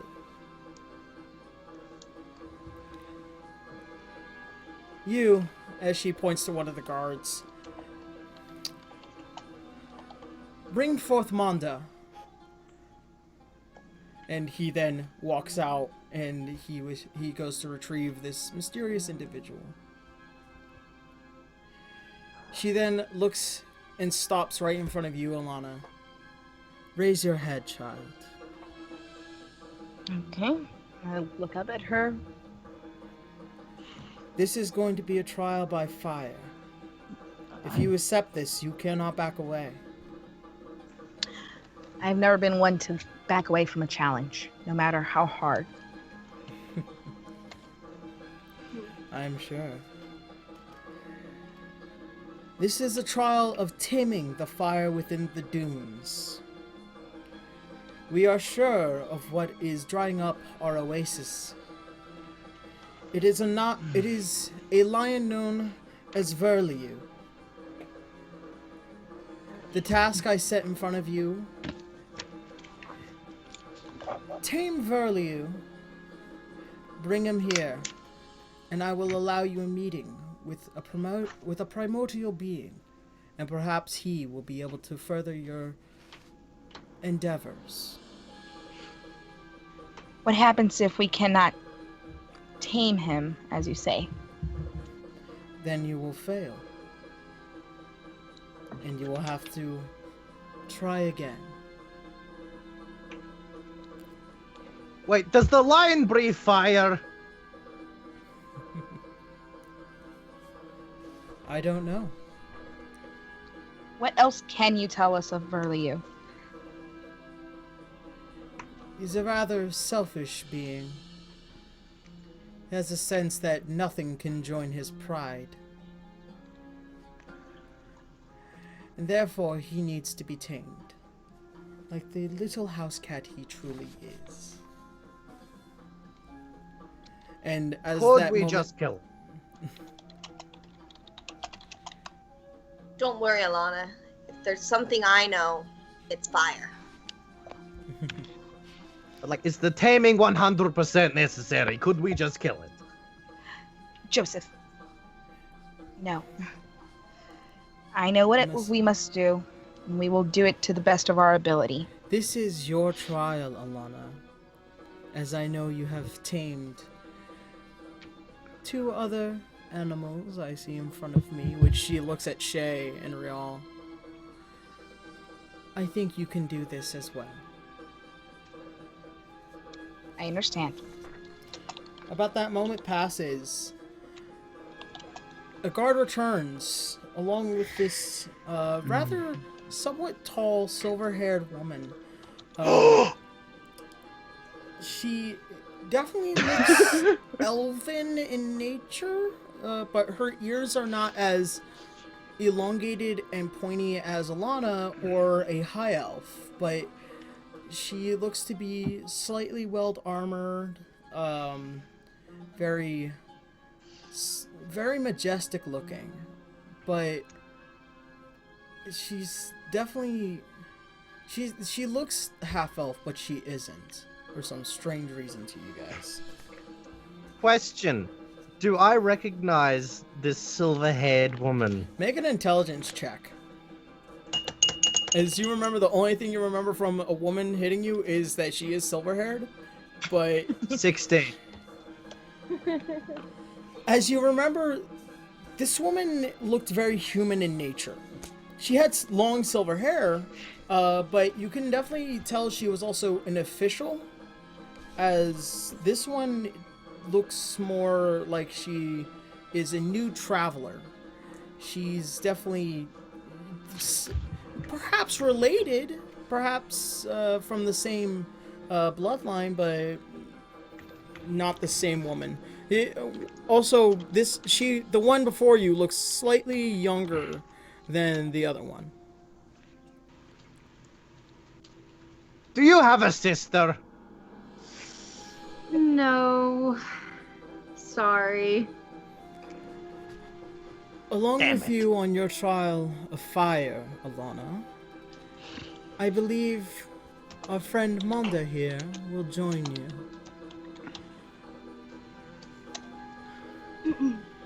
We could always use some more help. Sure. Hello. Are you sure that we need her help? I have a weird feeling. Arya? Make an insight check if you feel that way. Insight check. Alright. My insight is 18. Yeah, to you, it feels like a natural opposite force.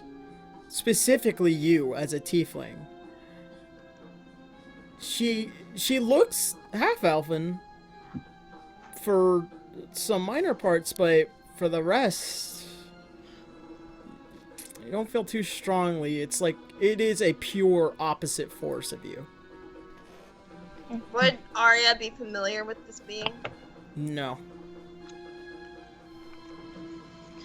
Alright, well, I look back at Arya. Arya, I understand your stance on this, but at the moment we need to do as much as we can.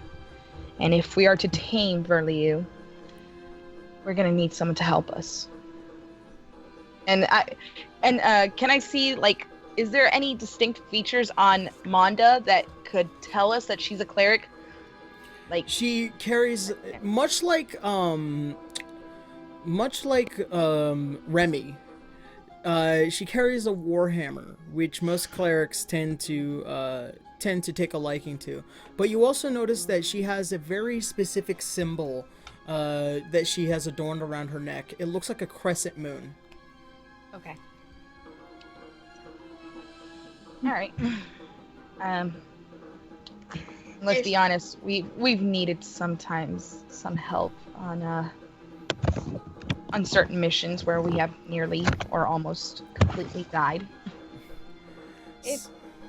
I understand that it's for the good of the group. I have this weird feeling in the pit of my stomach, almost like a polar opposite reaction. She's definitely not elven. She's something else entirely. I just don't know what. For Monda... Arya, don't ruin this for me! For Monda, you feel the exact same way towards Arya. This human, redhead-looking woman, although that's what she looks like initially. It just doesn't seem right. Yeah, it doesn't... You feel this rather opposite force to Arya. I must rise above it. I'm better than that, though. Can I do a check to see if Braun recognizes the symbol on her? Make a religion check. Gotcha. I was gonna say Lana's high on religion too, so I could probably. If you want to. Yeah. Rolled a 16. I rolled an 18. For you both, you know this to be the symbol of Siane. It is the goddess of the moon and one of the creators of the elven kind.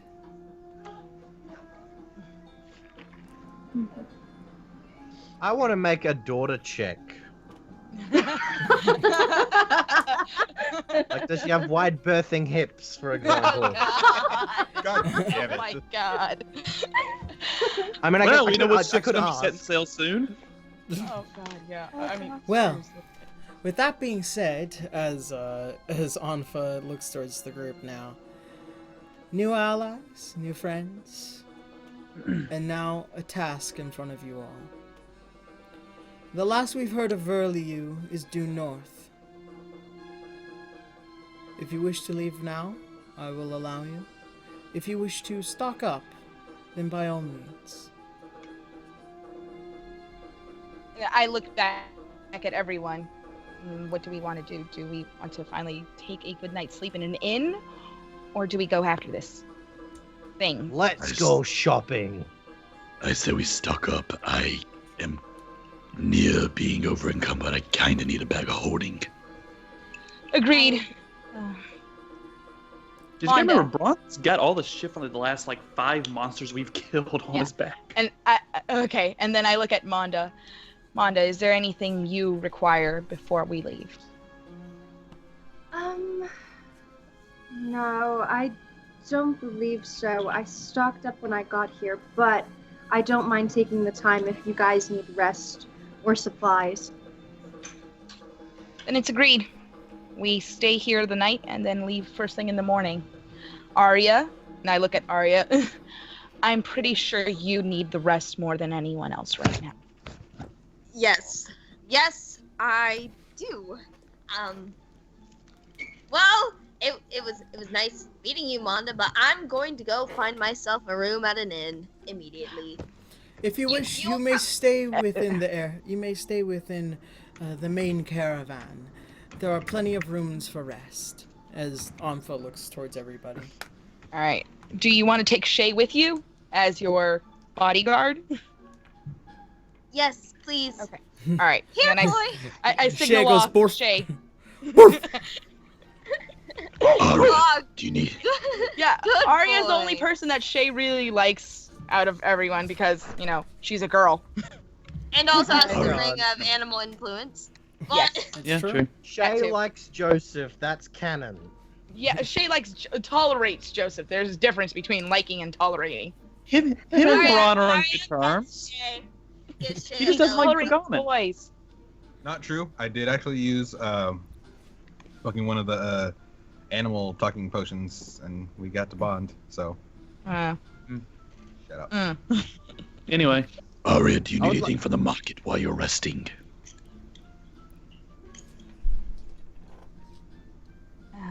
I would say she probably needs a bag of holding as well.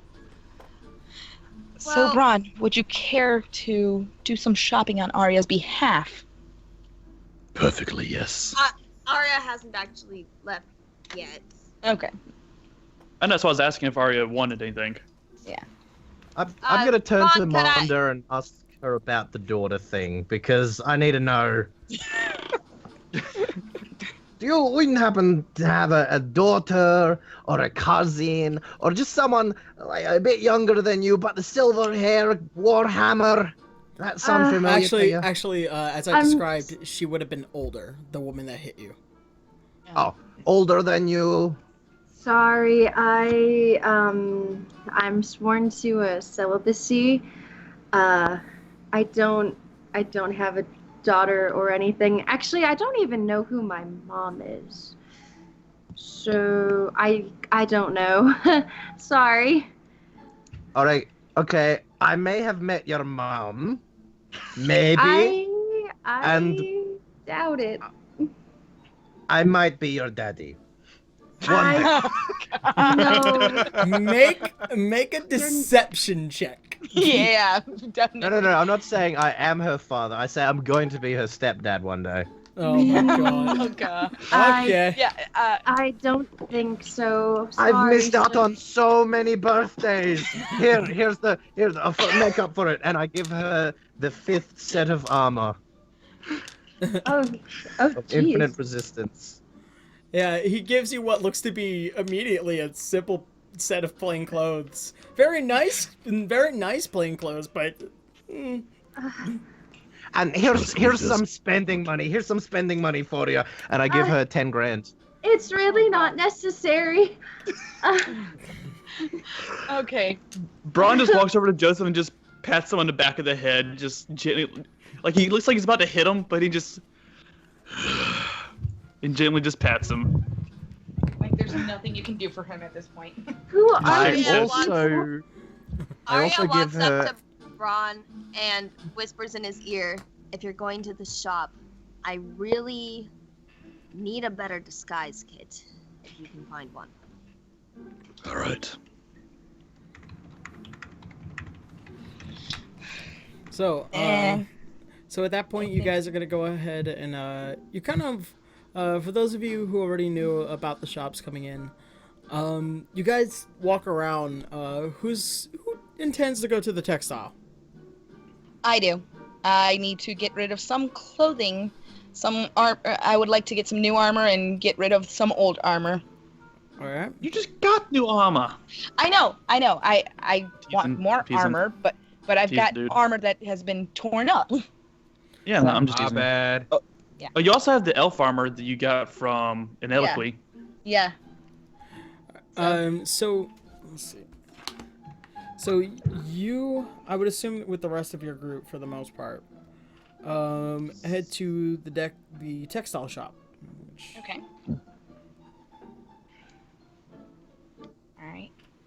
Are there any particular signs or anything in particular that makes us know that it's a textile shop, or any distinct features? Inside it looks like just tons and tons of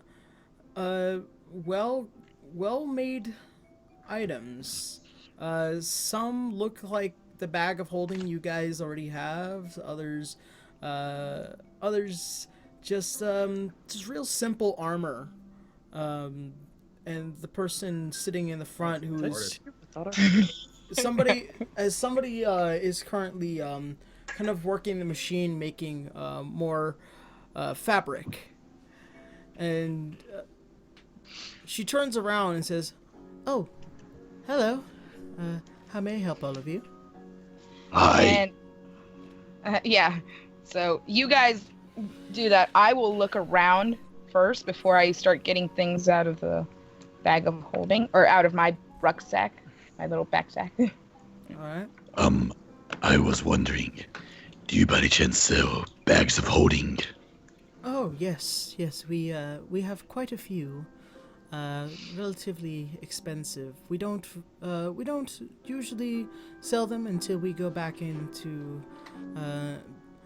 Baladed, but that's since you're here already, I'd be willing to sell them. How much are they a piece? They're about 5,000 at base, 10,000 at second. You said 5,000 a piece, you said? 5,000 at base, and then it goes up by each level. So for every new level is about 5,000 gold pieces. Okay. What do the new levels give us? The higher the level of bag that it is, the more space it provides. Yeah. Because we have a bag of holding level 2 with Begomnin already. Yeah. So I would say everybody get a level 1 at least. Yeah. I mean, I don't think everyone. I think it's just me and Braun that carries around a lot of shit. Aria 1 and 1 too, though. We're all together, right? Yeah, we're all together. Yeah. Okay. Aria 1 and 1 also, so I was gonna pick her up 1. All right. Well, I mean, as soon as you guys get a bag of holding each, I can just hand you all your stuff that you've had me hold on to. Yeah. So I think you've got a up. Yeti coat, I believe. Yep. Yeah. Braun just. I also have your Yeti head. Braun just looks over at Begomnin like in betrayal when he sees him pull out the bag of holding. I've been carrying this around for weeks. And you had one of those. All right. You've seen me pull this out many times. How have you not thought to ask? Something else out, but not that. How have you not thought to ask for me to hold on to your stuff? So, will any of you be making a purchase? Yes, 1 bag of holding, please. The cheapest one. All right. And she puts forth what seems to be a simple bag of holding, and it will cost you about 5,000 gold. Okay. I hand it to her. Braun requests. I would take 2 bags of holding of the same type. All right. And what type will that be? The simple bag of holding. All right. And she provides 2 more. I only have 1 left for anyone that wants it. Do you have any more backpacks? Regular size backpacks. A regular backpack. Yes, I have one over there for 2 gold. 2 gold. All right, I will take that. Oh, Alana, you might as well splurge. We've just had a windfall. I know.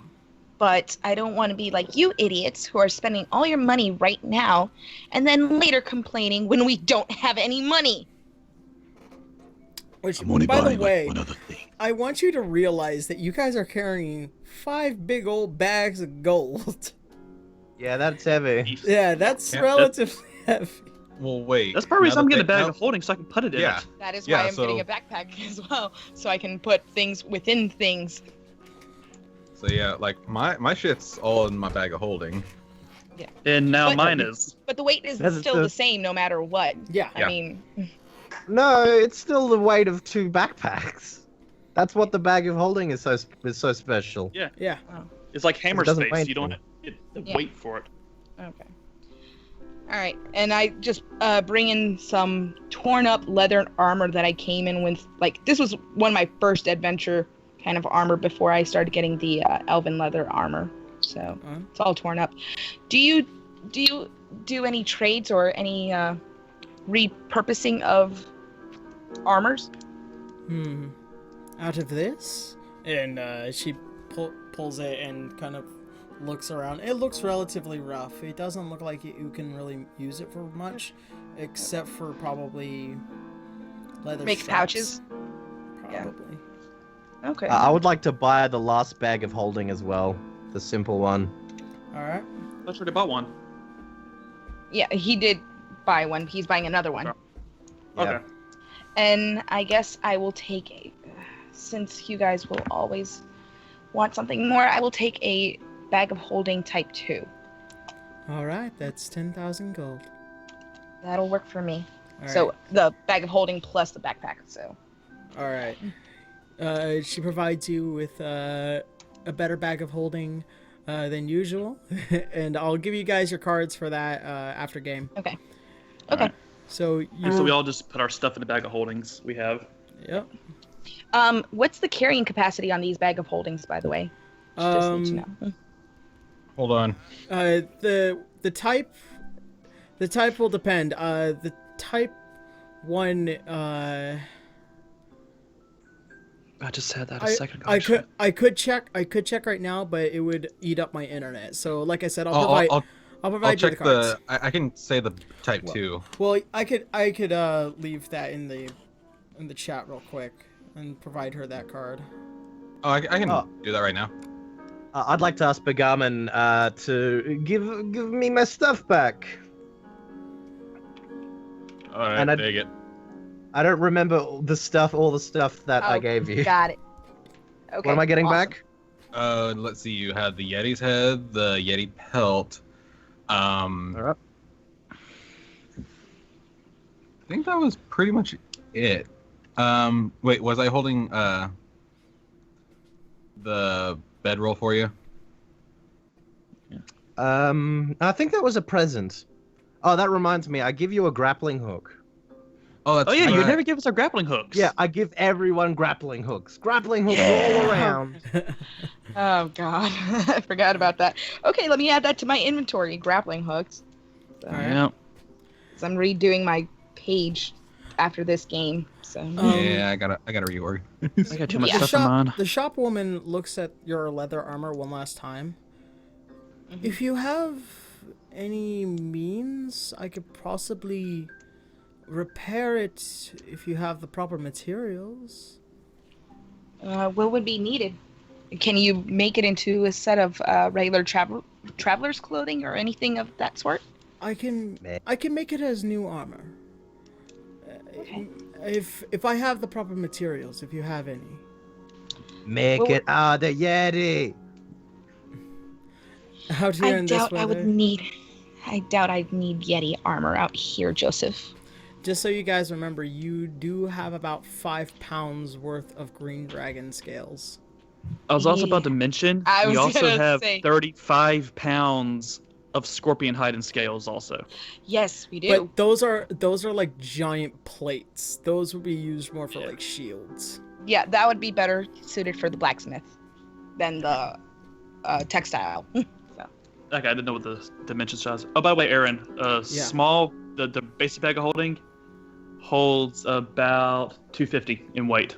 All right. Is that from the D&D wiki? Yeah. Okay, then yeah. That's where I would usually go and check it for.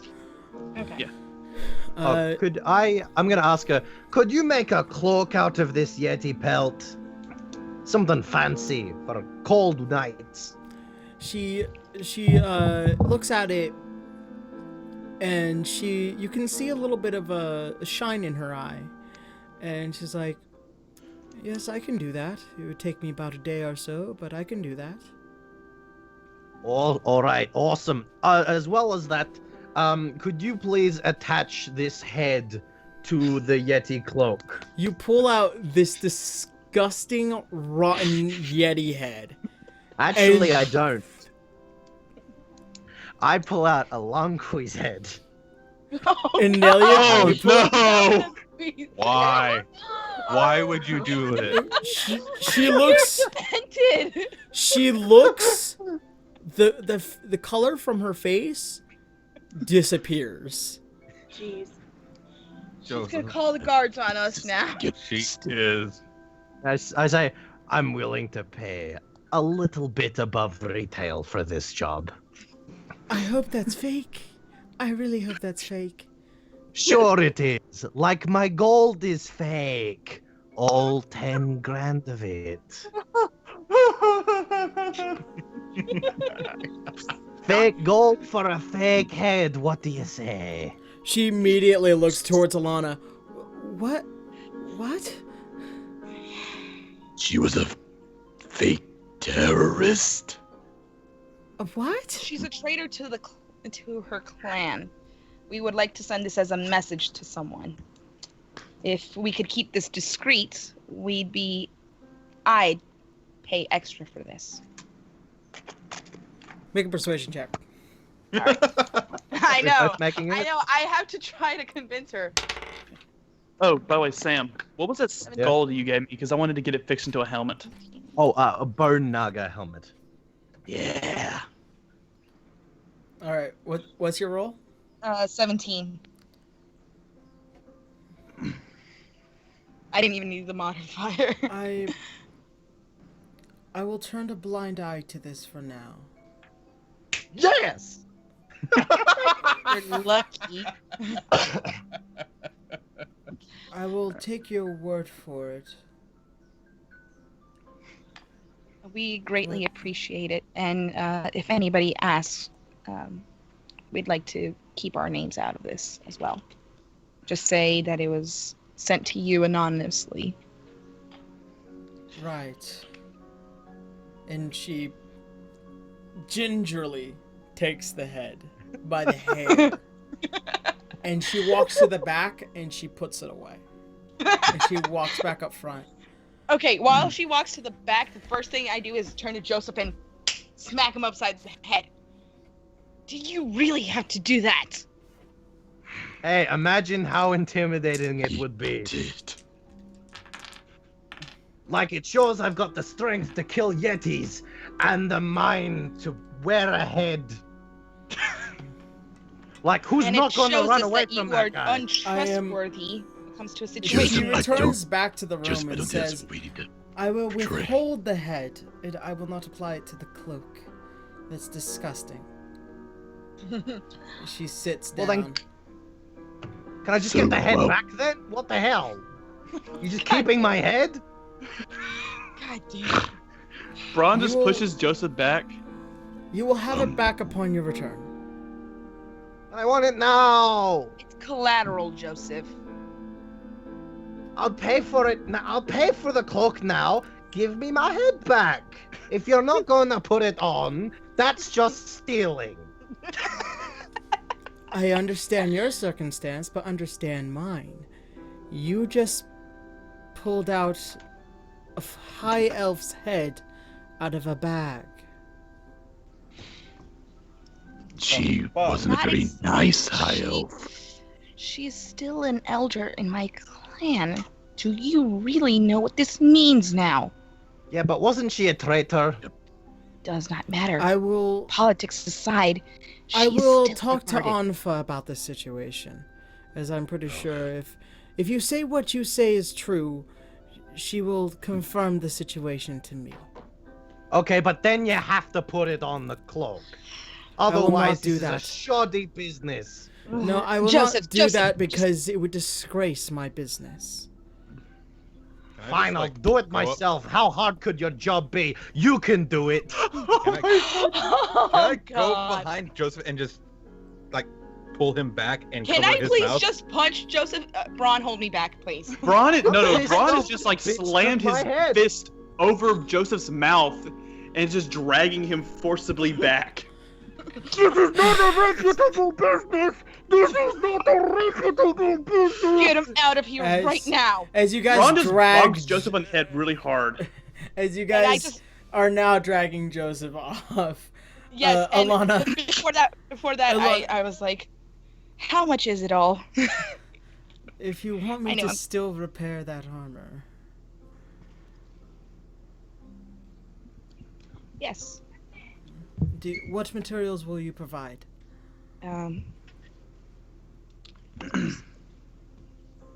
Let's see. I'm looking through my inventory list of what I have. I have a bunch of dragon skills, but I don't know if Bagarman will be comfortable with that. I'm pretty sure he wouldn't. A genuine laugh from Braun.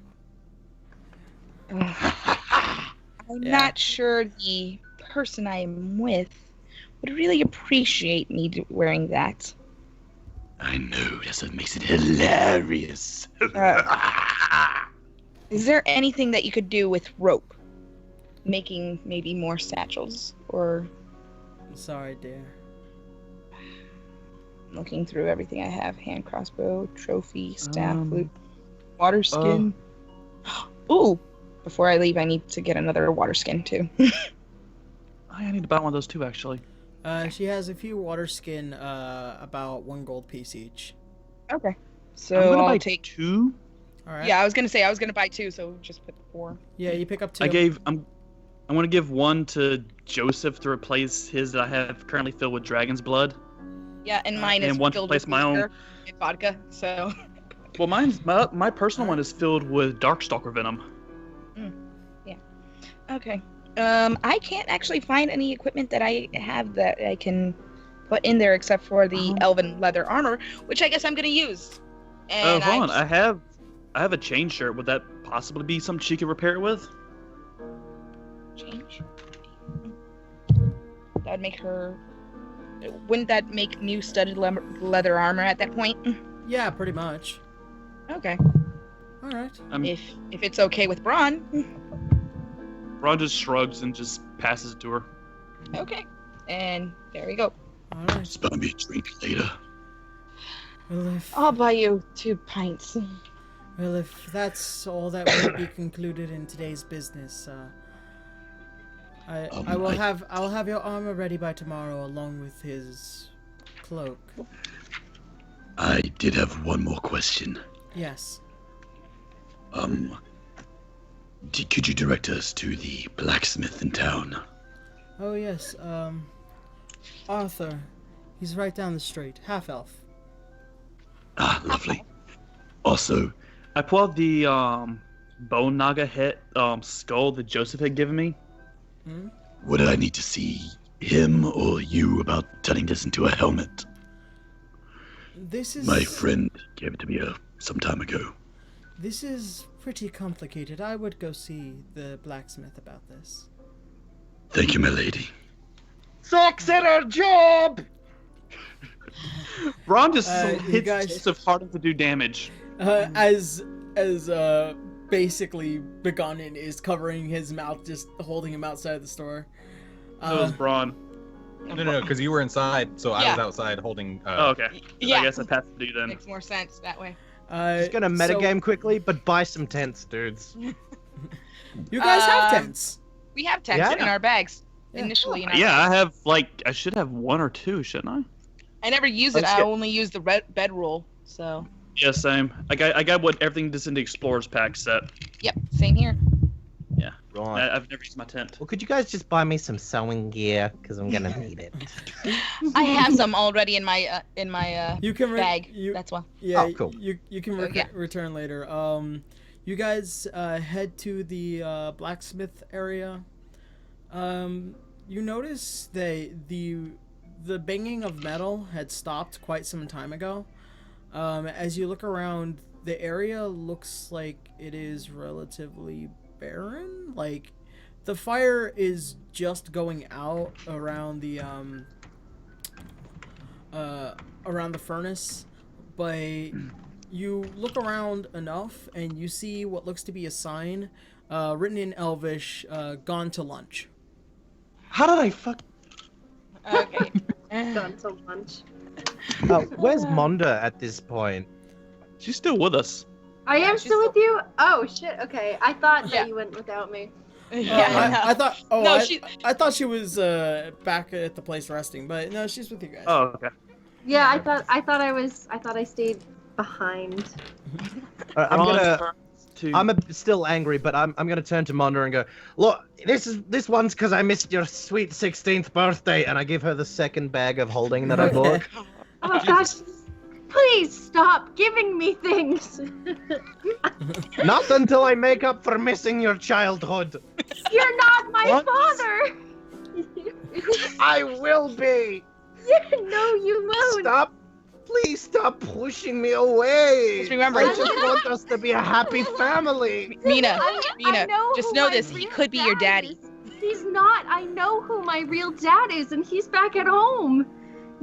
Ron just smiles, looks down at Joseph. You know, I never knew my father. Oh, shut up. Ron just crosses his arms and just turns to Lana. So You just broke Ron's heart. Thanks a lot. At The this, one guy who would defend you. I know, and who has tossed you like, well, I can't say like a salad, but he has tossed you around. Like a dwarf. Like a dwarf. At this point, I'm in a state of emotion right now, guys. My daughter's pushing me away. Listen, Joseph, I don't know what kind of thing you're pushing on to me about some daughter you never had, but please stop. It's not Go to your necessary. room. While this is happening, Braun gently grabs Lana by the shoulder and moves her away from the group and speaks to her in private. All right. Okay. Awesome. At this point, though, you guys do head back to the main area where you had spoken with Anfa, but you guys will talk in private. Yeah. I was basically just gonna say we need to get this stuff for Arya. Yeah, of course. Gotcha. We need to find some sort of potion or disguise for Arya. I didn't see any disguise kit while I was at the store when I was looking around. But you're right. Magical based around here. I couldn't sense anything. Last. What about the herbalist? Herbalist may be our best option, but we still don't know how they treat tieflings around here. As you remember, as how I said it, the Ruby Enclave doesn't have problems with tieflings. In fact, they had tried to help defend tieflings on many different occasions. And tried to even just provide basic laws here in Excelsium, but have been ultimately ignored by the higher class. Okay. All right. Well, then let me restate that we need to talk to Arya. She doesn't need to worry about this area. I know she's still wary of Monda, but that's bound to happen. As for you, Monda, you are Alanonian in base. Like, you don't have any real judgment towards tieflings, just so you know. Just you're sensing against Arya right now. It's because of who you are as a basis is more the issue. Yeah, I do not judge people. Yeah. But we do not know that yet. Yep. We will have to find that out. Yes. Braun's still trying to look out for his friend. Yep. Who's kind of scared and asked him to find her something. At this point, you guys return back. It is now late night. Okay. Arya. And Aish. In your room, you hear a slight knock. Who is it? It is Anfa. I wish to speak with you. Alright, Arya opens the door. Yes, hello. You may come in. Actually, I was wondering if I can have you meet me in the main foyer in a minute. Oh. Well, okay. Alright, I'll see you in a moment. And she walks away. A few moments have passed. For you, Manda, you hear a knock at your door. Come in. It is Anfa. May I enter? Yes. She opens the door. I was wondering if I can have you meet me in the main foyer for a minute. Sure. What's going on? We'll talk there. And she then exits out the room. Okay. Manda follows. Arya also meets them. The two of you, along with Tonfa, back in that same room in which Anfa had was residing. The two of you are now in the same room, along with Anfa. Okay. So, as I would understand that you two will be traveling with each other for quite a number of days. I am high elven in nature. I can see things. Arya, would you like to drop your guys? I've been found out. Huh? But in front of her? If you do not you do it sure? yourself, I will do it for you. Okay. Arya drops her guys and returns to her normal tiefling form. In front of you, Manda, you see a ashen blue tiefling individual. Oh. Throughout traveling through Alarnon, you've met plenty of tiefling in your time. But you understand that it is dangerous for her to be here on Excelsium. Whew. Why are you here? Because my friends needed to travel here and I wanted to be with them. That's very brave. Now, it's not just you, Arya. Manda, would you like to reveal something to our friend here? Very well.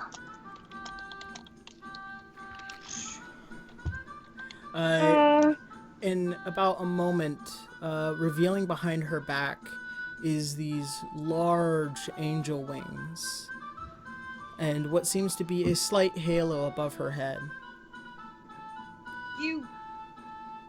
You're celestial in nature. That explains it. Yes. Did you feel it too? That yes. strain? Oh my goodness. I was wondering, but I didn't. Oh my, this could be a problem, couldn't it? I don't know, but As I just don't want you to fear me. As long as you don't fear me. No, of course not. You're beautiful. You're literally celestial. You're gorgeous. Oi, No one don't be else stepping on can my know. woman. We How's needed a that lesbian for you, romance. Claimed it. shippers? I What's don't know that? somebody claimed it. Now Shush, you're not even here. Well, I know. now that the tension is out of the way, I want you both to understand that neither of you are both evil or good. The path you set in front of yourselves is the most important. Now kiss. God. Good people. Oh, actually, that was actually my way of interjecting. I have to leave right now, so Okay. I will talk to y'all later. Alright. I'll make sure not to kill you, I promise. If we stop by any potion shops, buy whatever for me. Like, Yeah, I know. I will buy like full stock. All right, later. Later. Good night. Good people. Goodbye. Good people do good things, and bad people do bad things. Always keep that in mind.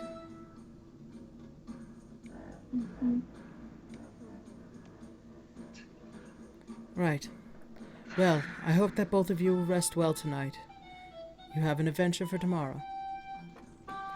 She nods her head, and which confirms for you to both leave, and you both leave out to your respective rooms, and you both rest for the night, along with everybody else. The next morning comes. You can definitely tell that sweltering heat, as it usually does here in Acelsium, and you all gather with Tonfa, or Onfa, I'm sorry, Tonfa the genie. 10,000 years! But Onfa now at the front, awaiting for the group arrival. Alright, so we've had full rest and everything. We're back up. Yeah. Full strength, everything. Awesome. Yep. Oh, want to go ahead and We set our wanna go armors to the before we get shop back into first? story? Yeah, sure. Yeah. What do you guys want to set your armor to? I'm going with fire resistance since, we're going to a trial of fire. Yep. Yeah, I was gonna see if I could change mine. So, Alright. Oh, fire resistance. So. I don't know if I have. You can do that too, Mina. Oh, I can? Oh, no, it's Manda. Yay! Oh, okay. Sure, Because your change... daddy gave it to you. Oh, God. Oh, God. Please Got don't it from say your that. daddy. Oh, He God. just wants you to call him Father, Daddy. excuse He just me. wants you to call him daddy. He's I want not you to my call me father.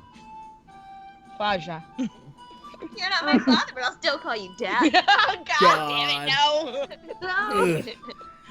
No. Don't sully this with your sultry ways. This is a pure relationship between father, adoptive stepfather, and daughter. Okay. On that note, I'll be right back. I need another drink. You can Until you realize that this entire relationship between Joseph and Manda is based on the fact that he wants to bang her mom. Yeah. Isn't that like isn't that just what stepfathers? Isn't that their motive? Oh, God, no. I don't know. I mean, oh well. I guess you wouldn't know. His motive in life is to be a dick. Joseph, instead of being my father, can we be friends first? And then he'll adopt you. Maybe. I'll see you as a fatherly figure. Who's friends with their dads? Don't be silly. I know you're not going to like me, but that's you're just the not cross my I'll have dad. to bear. I know you want to hurt me You because are you're not young and you're my acting father. out. But I promise you, once you get a bit older, you'll appreciate the things your old puppy does for you. You are not my father. you my guys father hear- is back home. You guys hear some very loud sighs behind you. This coming from the guards and slightly from Onfa. Yes. I turn around and I point to that guard and I say, "Watch your mouth, young man." He just kind Quick of. question. Yeah. Sorry, I'll let you finish. Sorry, I'll let you finish. Never mind. Yeah. He kind of looks like. But that's pretty much it. Can we get a description of what Manda looks like? Because I don't think we've had one yet. Oh, I Like thought I did. age. Like, I need more, like, a little more, like age, kind of. Oh, excuse me. I'm sorry. My full name is Manda Maya. I'm 20. My hair is silver-y, yellowy. It's almost Color. like silver, but with Platinum blonde kind of thing? Yeah. Kind of. Pretty much the picture you see. Okay, so on a scale from Arya to Alana, how tall is she? 5'8". Yeah. Oh, she's taller than both of us then. Okay, cool. Because Alana's 5'4", or 5'5", and Arya's 5'6". Yeah. Yeah. Because I don't know if you guys noticed, but a lot of the stuff that Braun and Joseph ends up doing involves other members of the team's height. Yep. Or I know. people's height in general and size. I know. I'm the shortest one of the team. I know this. How are you the shortest one? I'm a dwarf. I'm 4'3". Oh yeah. Well, second shortest. At this point, But you're my Anfa real Which is why interrupts it's the group. Interrupts the group. Well, you all have things to do, as I am sure. Like I said, Verliu is due north. Return with him tamed, and I will let you speak with Ignis. Right. We will do our very best. Should we go to a potion shop first? And a blacksmith, possibly? It is Yeah, and the blacksmith. too early, and it doesn't seem like any place is open. Damn it. I mean, we're not in any particular rush, are we? We do have to tame it, but are we on a strict time schedule for this? Verliu. Can we have breakfast? Yeah, let's have Verliu breakfast will first. Move. Verliu will move, as I'm sure. Oh, but you've already spent it's in the a sand, day. though.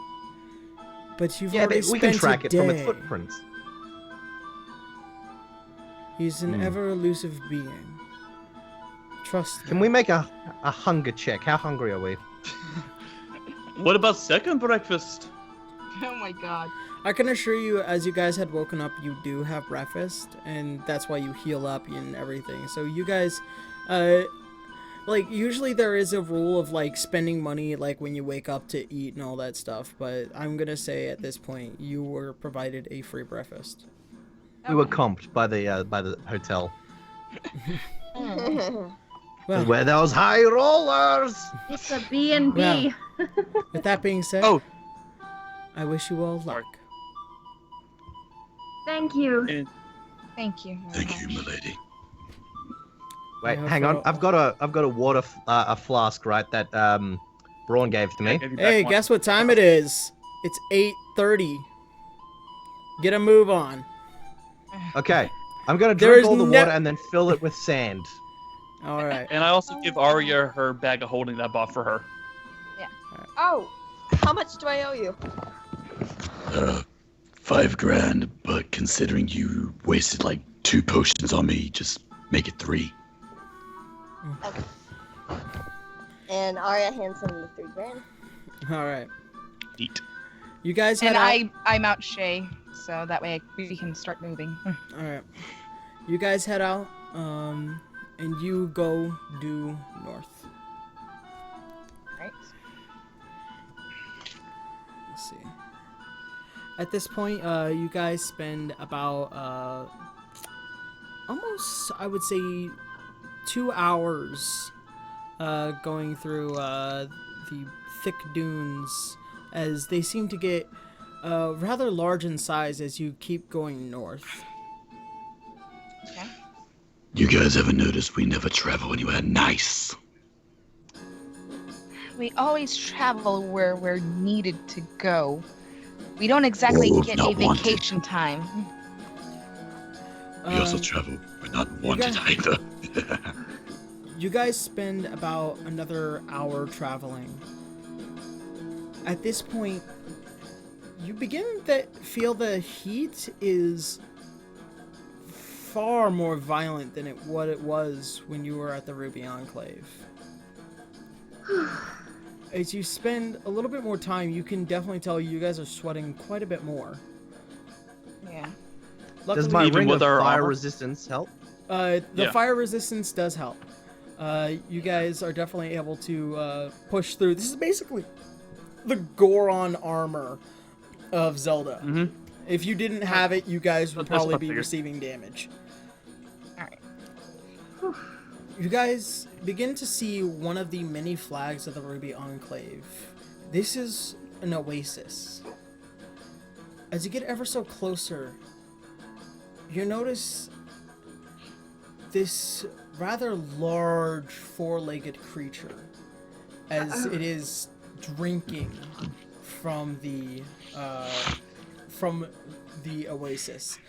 The oasis itself looks like it's been parched heavily. All right. And it looks like it's about to be dried up. Okay. Now, we see the creature. Would we know immediately? Would we have to do an investigation check or perception check? Make a perception check. Okay. That's why I asked. 16. 17. This is without a doubt Verliu. Actually 18. Is it aware of us? Can we sneak up on it? It is currently, it's currently not aware of your guys' presence. Okay. I'm gonna sneak up on it and then grapple it. Yeah, I'm gonna go stealth in and try to see if I can come from behind. All right. Braun and Joseph both go from behind as well. All of you roll a stealth check. Stealth check. 19. Oh, 20.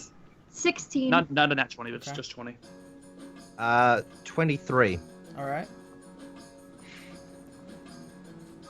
What was yours, Ari? 19. Wow. All of... Aye. Oh, that's right. And Bagam, roll for Bagam. All of you manage to be sneaky motherfuckers. Yes.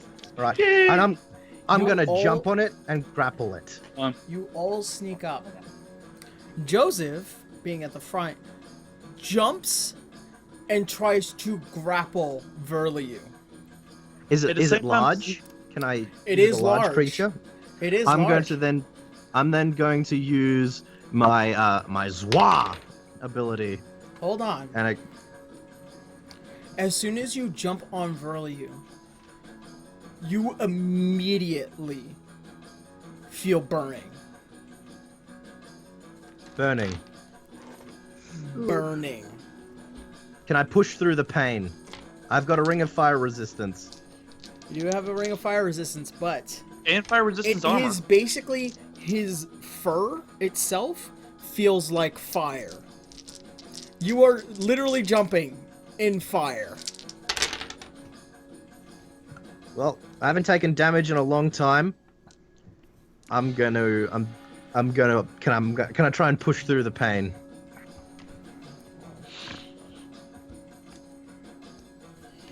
You take about 9 points of fire damage, considering your defenses. Okay. Question. So Joseph, you jump on this fiery being. It now immediately aware of all your presence, pushes you off with enough strength. It is a 25 you have to beat. Okay. I have got a +7. All right. So I'm spending my one key point. I'm gonna roll that up now. You cannot grapple it. The pain itself will not allow you to grapple. It is also aware of your presence. You are strong, but he can be stronger, for all you know. Well, I'm gonna roll it though, because it's D20s Go plus ahead. strength plus proficiency. So that's a +10 immediately. Okay, well I rolled a 24, so I just missed it. He flings you off, and he turns around and gives out this gigantic roar, and you guys feel the immediate heat from that roar. Oof. His body is fire, guys! Don't touch him! Alright.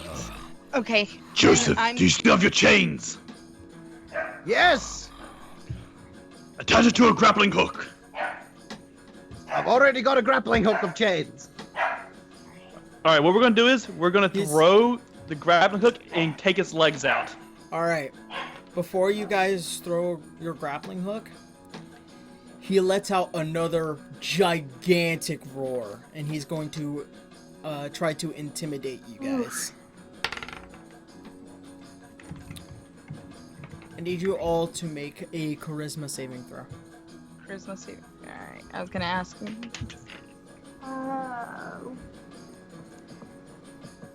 Sorry about the dog. Had to shut him up.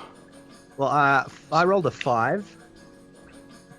You are pissing your 23. pants. I rolled a 13. I got 16. I rolled a 3. Question, Aaron. I have a 7 intimidation. Would that affect my charisma saving throw or just the base modifier? No. Okay, It's so just a straight saving throw. I mean, just 16 then. Alright. Pretty much everyone that scored 10 and above, you are generally okay. You are standing your ground. Everyone below, you are pissing your pants. Oh, no. This is a very scary lion, and you are also feeling, once again, this intense heat just from the pure roar of this gigantic lion. For you, Arya, you kind of hear some whispers, as it does seem like he's looking to all of you, kind of standing his ground. I'm hearing something. And she decides in that moment to hold on to her ring of Osmodeus and concentrate and see if anything becomes clearer to her. It doesn't seem like it's coming from the ring of Osmodeus, but it does seem to be closer to your ring of animal friendship.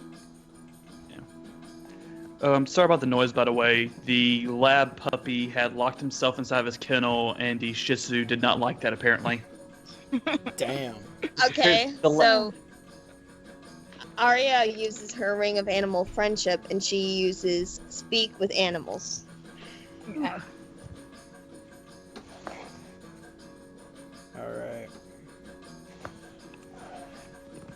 In that moment, you begin to hear, "What are you two Lakers here for? Be gone. You are not worth my pride." We are here to preserve the oasis. These oases belong to me. I am the Fire King of these dunes. Be gone. You think a title, do you think that title should allow you to ruin this oasis that has provided for so many more people? We're trying to reconnect, you guys. I don't know what happened. Mechanical question, actually, while we're waiting to reconnect. Oh. Can the rest of us hear Arya? You can Like hear what you're saying, you can hear Arya making unknowledgeable sounds.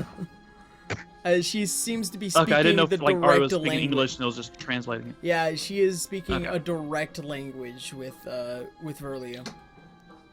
Okay, gotcha. A royal title doesn't mean that you can just take the oasis for yourself. And who is to stop me? Me. Us. This little pride you have is not the force or the strength that I do.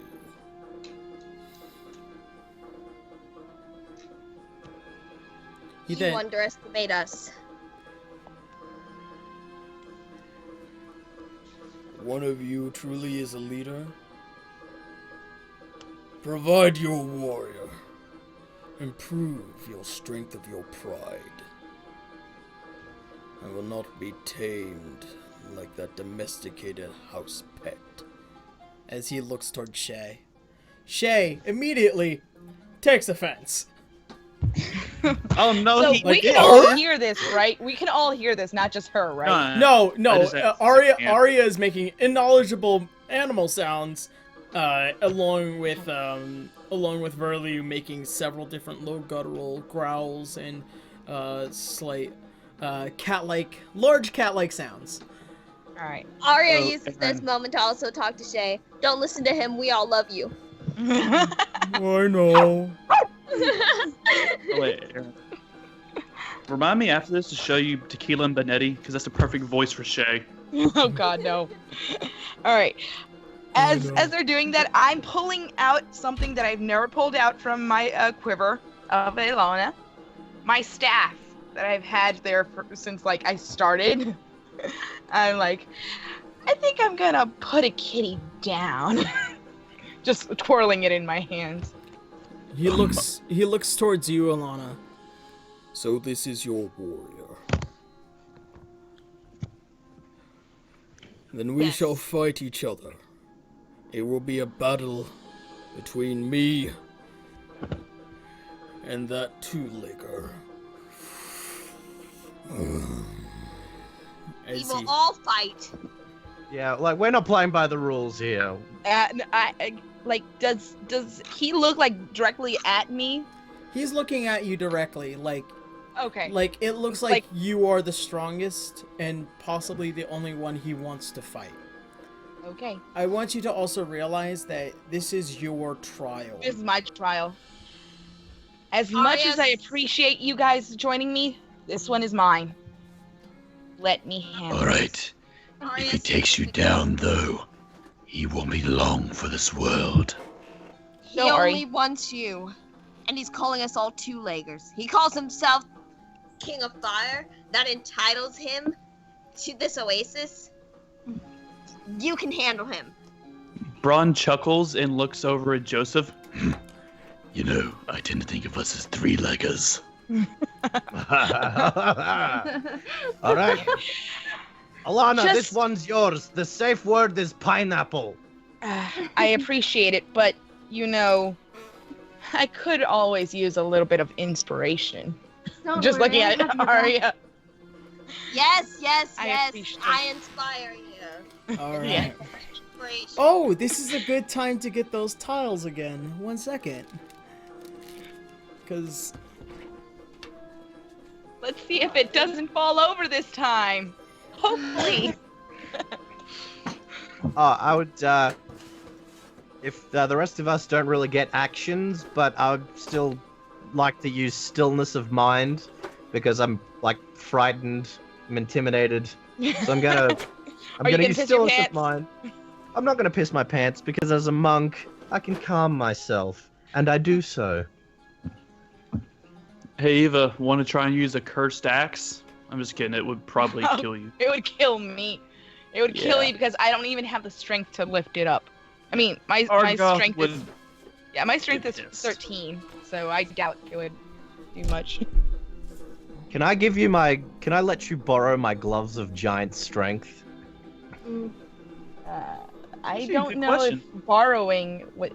I think borrowing may have different effects on me, but since we've never tried it, let's see how it works. All right. Right. Aaron. Yeah. Borrowing another character's items, would they affect us at any... Like, would they affect us negatively if someone let me borrow his stuff? Define stuff. Like, Joseph wants to give me his gloves of giant handling. What was it? I don't know if that would help considering how you're an archer, but okay. Yeah. Well, she's gonna be using a staff, so. Yeah, I've got everything. I could use my bow as a staff if I wanted to as well. All right, then by all means. Get a blade bow. But well, before that, you'll be able to carry his axe then, right? No, I would not, because that's a strength ability. That's not. Yeah, but you'll have 24 strength with the gloves. Yeah. Right. Yeah, I would not want to risk that. But the thing is, like, you'd also have to pass literally all the fucking checks that Argoth has. Yes, I would. And I don't think I have all the rage. I mean, I am angry all the time, but I don't think I have that kind of rage. Yeah, the only reason Braun passed is because it was almost all Constitution checks, and that's my best saving throw. Yeah. Yep. All right. So at this point, I'm gonna have you roll initiative, as it seems like he is going to initiate battle with you, Alana. Okay. And with this, I cannot use either of my creatures, could I? No, you cannot. Okay. Making sure. All right. I like the tiles, Aaron. They're a good touch. I know. Thank you. My initiative is 16. 16. All right, you Yes. had the first move. Okay. Go for the legs. Take him out. All right. And how far am I from? You stand to be Less about than 30 feet. Yeah, you're about 10 feet away from him. All right. I rush him with my staff on hand. All right. And the first thing I'm gonna do is try to get his front legs. Try to sweep him from underneath. All right. Go ahead and roll for an attack. All right. My attack is 17. All right. That just hits. All right.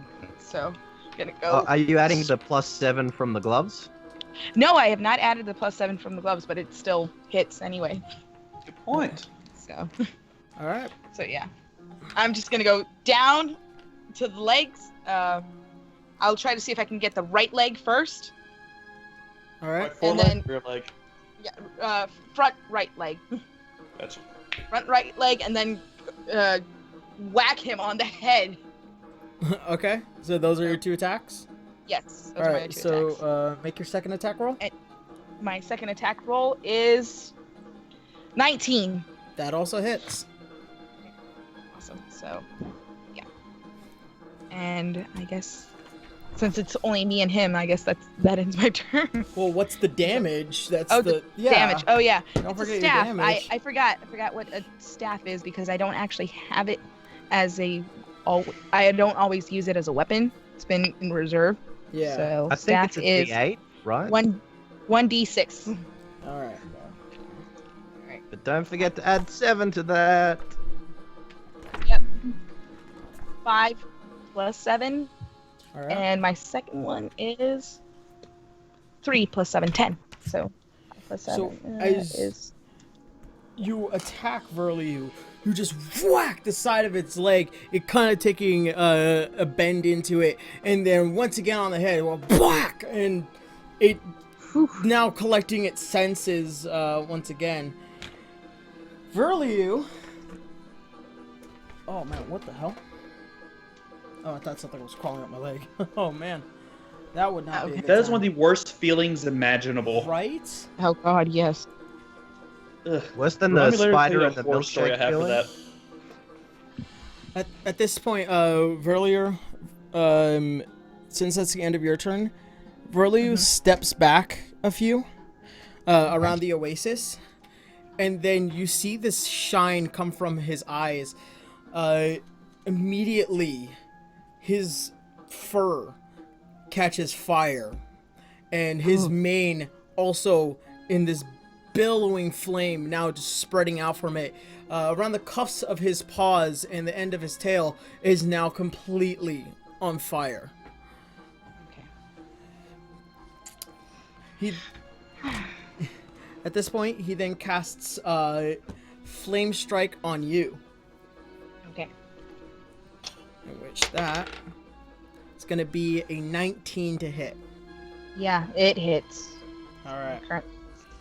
So, at this point, he roars into the sky, and suddenly flames surround you, and sends it into this colander of flame, rising just from you.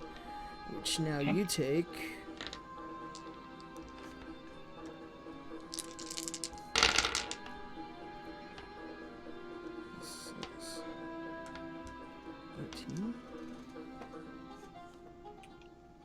You take about 20 points of fire damage halved because of your armor. Okay. So you take about... Wait, 20 points half? Yeah, because of your armor. Okay. You have fire resistance, right? Yes. Yeah, it's then 10 points. Okay. Alright. And then at that point, the fire then dies down. Okay. You then, at that moment, as the fire dies down, you notice that there are still several flames, and they begin to light on you. Okay. Oh. Okay, yeah. Trying to shake him off. Let's see. 12. You take 21 points of radiant damage. Ooh. Ooh. Okay. 21 points. Jesus. All right. Can I cast a spell? Could any of their... You could. I don't know if you should. Oh, should I not?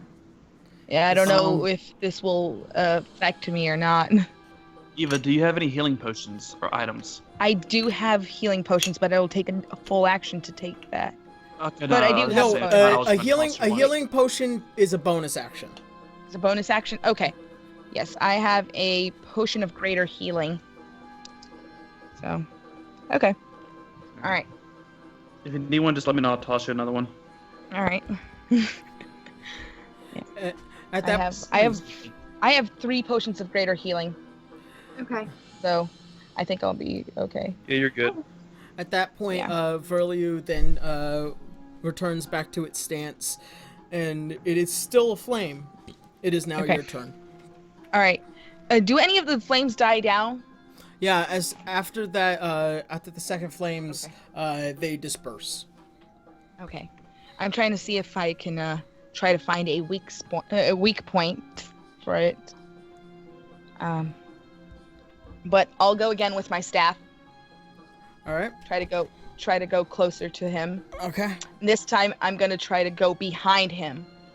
2, 3, 4, 5. You are behind. Take too much.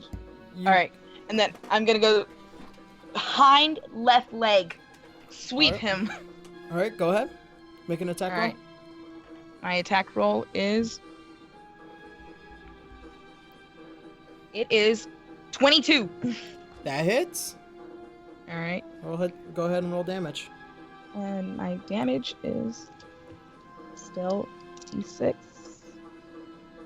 All right. 6 plus 7. Yeah. Okay. 13. All right. And with my bonus action, I will take a potion of greater healing. Okay. And go ahead and take your healing. Is it a D8 or D6 as well? It is 4. 4? No, hold on. It's on my cards for greater healing. Shit. It's been greater forever healing? since it's been forever. Greater healing is 4d4 plus 4. Yeah. All right. Okay. I have all the cards pulled up just in case. Oh, okay. Yep. Oh, Always good to have cards. That's why they're made. Yeah. I made them for you guys. So then you don't have to worry about that kind of stuff. Okay. Yep. 4 D4 plus 4. Oh, okay.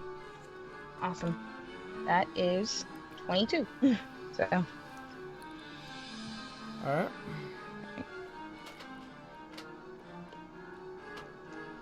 All right. Then I'm good, and that'll end my action. That'll end my turn. What was the damage? Oh. I keep forgetting that. Okay. Yeah. It's 13. 13? All right. Noted. Yes. All right. At that point, he kind of, after like rearing into it, he's still keeping his place. He turns around and he's going to make 3 attacks onto you. Okay. The first one is a 17.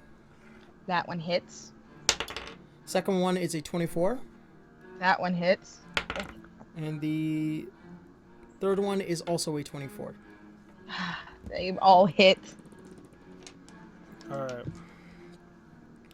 At that point, he does 2 claws and a bite attack. 2 claws and a bite. So, the first attack is 3 fire. The second attack is 4 fire. And his bite is 6 fire. Okay. Remember the safe words, pineapple! I got it. So as he just leans back, and he just basically unleashes his fury onto you. And for his bonus action, he's going to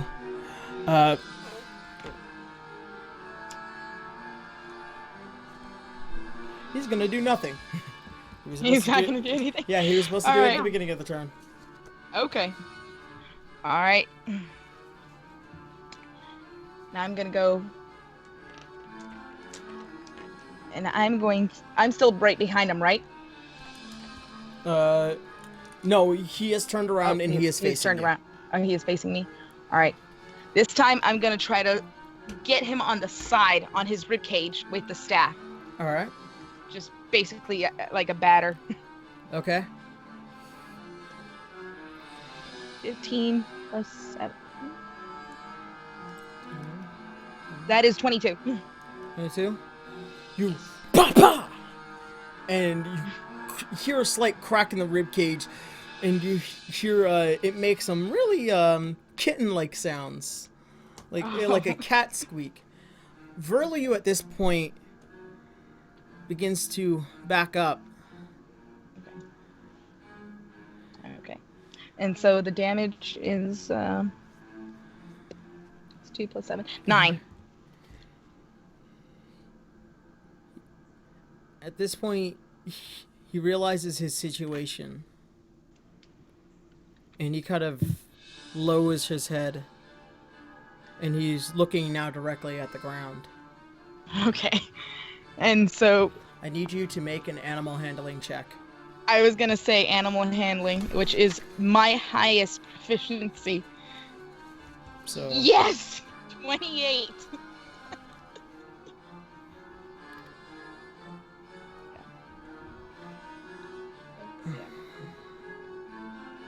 So do I put my hand out for him? You put your hand out.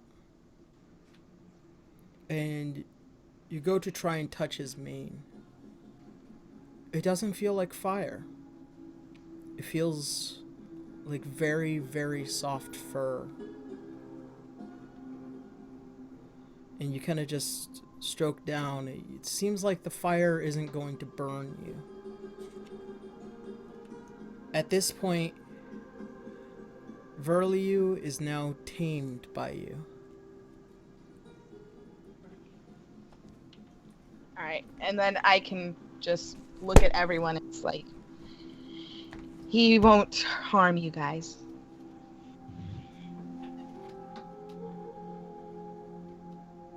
Joseph, do not approach him.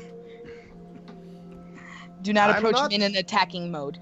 He walks up Shouldn't towards that be Arya. the thing from most people Joseph interacts with? He walks up to Arya. You speak in my tongue. Yes. I see that she is the strength of your pride. Perhaps I was misguided. Perhaps it is not me who looks for pride, who accepts pride, but one to give it. I will follow her. And he then returns back to Alana. Does he meow like a kitten? He's still skeptical at this point, but you have definitely earned his alliance. He thinks that you're the strength of our pride. And he's going to follow you. At this point... Can I get my gloves back? And I rip them off and I toss it to him. Thank you for the help. Cheers. Now I am the strength of the pride. At this point, Braun just knocks Joseph on the back of the head. Both Shay and Rial begin to be a little bit more out of hand. As you realize that it will be a little bit too much for you to try and maintain all of them, it would be well informed to go ahead and have one return home. And for me, I look at Rial, say, go watch over Helicia. Rial Question. bows its head. It opens its wings, bearing the mark of Melora, and it flaps, and it goes into the sky. A few moments pass, and you see Rial now flying over the dark horizon, coming for the night.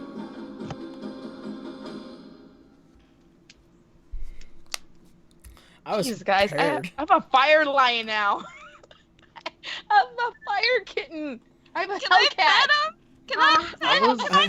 Do not pat him. Do not pat him. Trust me on that. I was gonna ask, could Alana have given like tamer responsibility of it to Arya? No. Can Arya have a hell kitty? Okay. That's so I guess cute. I have the hell kitty now. I'm just saying, if we ever needed to like sneak into a place that wouldn't accept him normally, Arya could turn him into a kitten. I could polymorph him. This is true. At this point, You'd have a hell kitty. Verliu, no longer a flame, you notice that he's slightly smaller in size. Probably due to now the general magical energy that is bound between you, Alana. It seems like you have an influence on him. He is no longer this chaotic and wild being. It is now a tamed beast. Okay. So, I have. So its loyalty will still be towards me, but do I think it's skeptical? It's skeptical of your decisions. Okay. It will take some time to break him. Arya will befriend the hell kitty though, because she can talk to him. Yeah. All right, and so you perform animal friendship. What's the DC? Or actually, I should have it. Oh, it's right here. 13. Yeah, he's your friend. He rolled a 3. He rolled a 3. Or you temporarily can watch over my hell kitty. Technically, it's an 8. Technically, it was an 8, but still, it beat your 13 is still too much. So, it takes a bit of liking towards you, as it was also you who had spoken with him for first. Anyway, the rest of the group can ingratiate ourselves towards it. I don't know. At this point, he doesn't seem at all impressed with the rest of you. Okay. I don't think he likes the Dragonborn being at the far end. Bagomnin keeping a very close eye. You guys begin to travel back. You spend about 3 hours trying to get back to the Ruby Enclave. It is now towards the night. You guys notice that there's a shift in the sand as you begin to walk.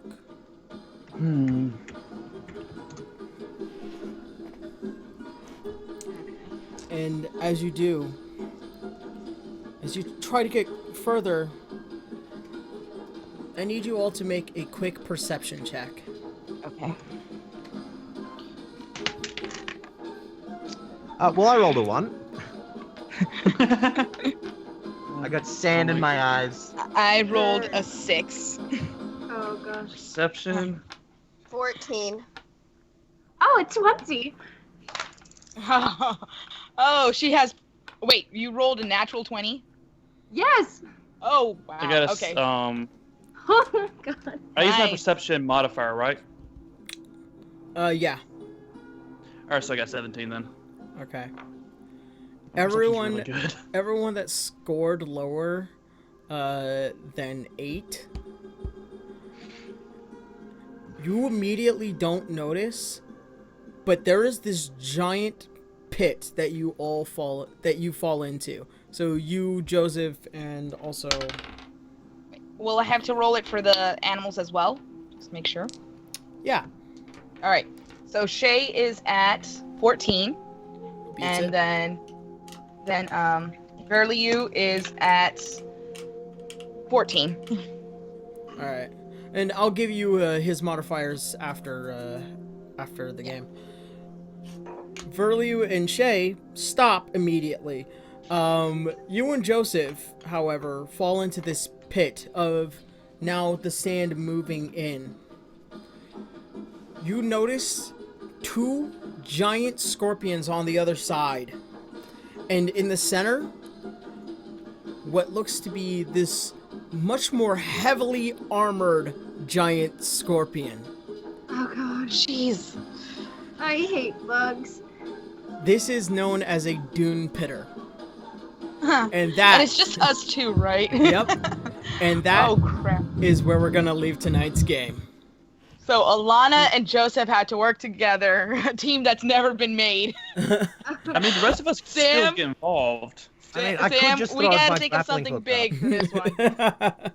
So fuck it, I'm throwing my grappling hook. I'm getting out of there. So yeah. Really? So Aaron, quick question. Yeah. You said it was a giant scorpion. Would that be the giant as in the type of giants that Argoth could fight? Yes. Ah. No, excuse me. Oh. Giants as in like as a race is something that Argoth can fight. Like orcs, Okay. like I thought, like, orcs and giants giants, was- like It's more of a size. like I think I'd keep describing this to you, but I don't know if I'm describing it well. Orcs and giants as a race. When I say giant, I mean like, oh, these are like oversized, monsters. But but this would be something I could Jingguang Quan on. If you're not sinking into the sand, sure. Yeah. Alana, I'm gonna have to stand on your shoulders. Like hell you are. You would break her.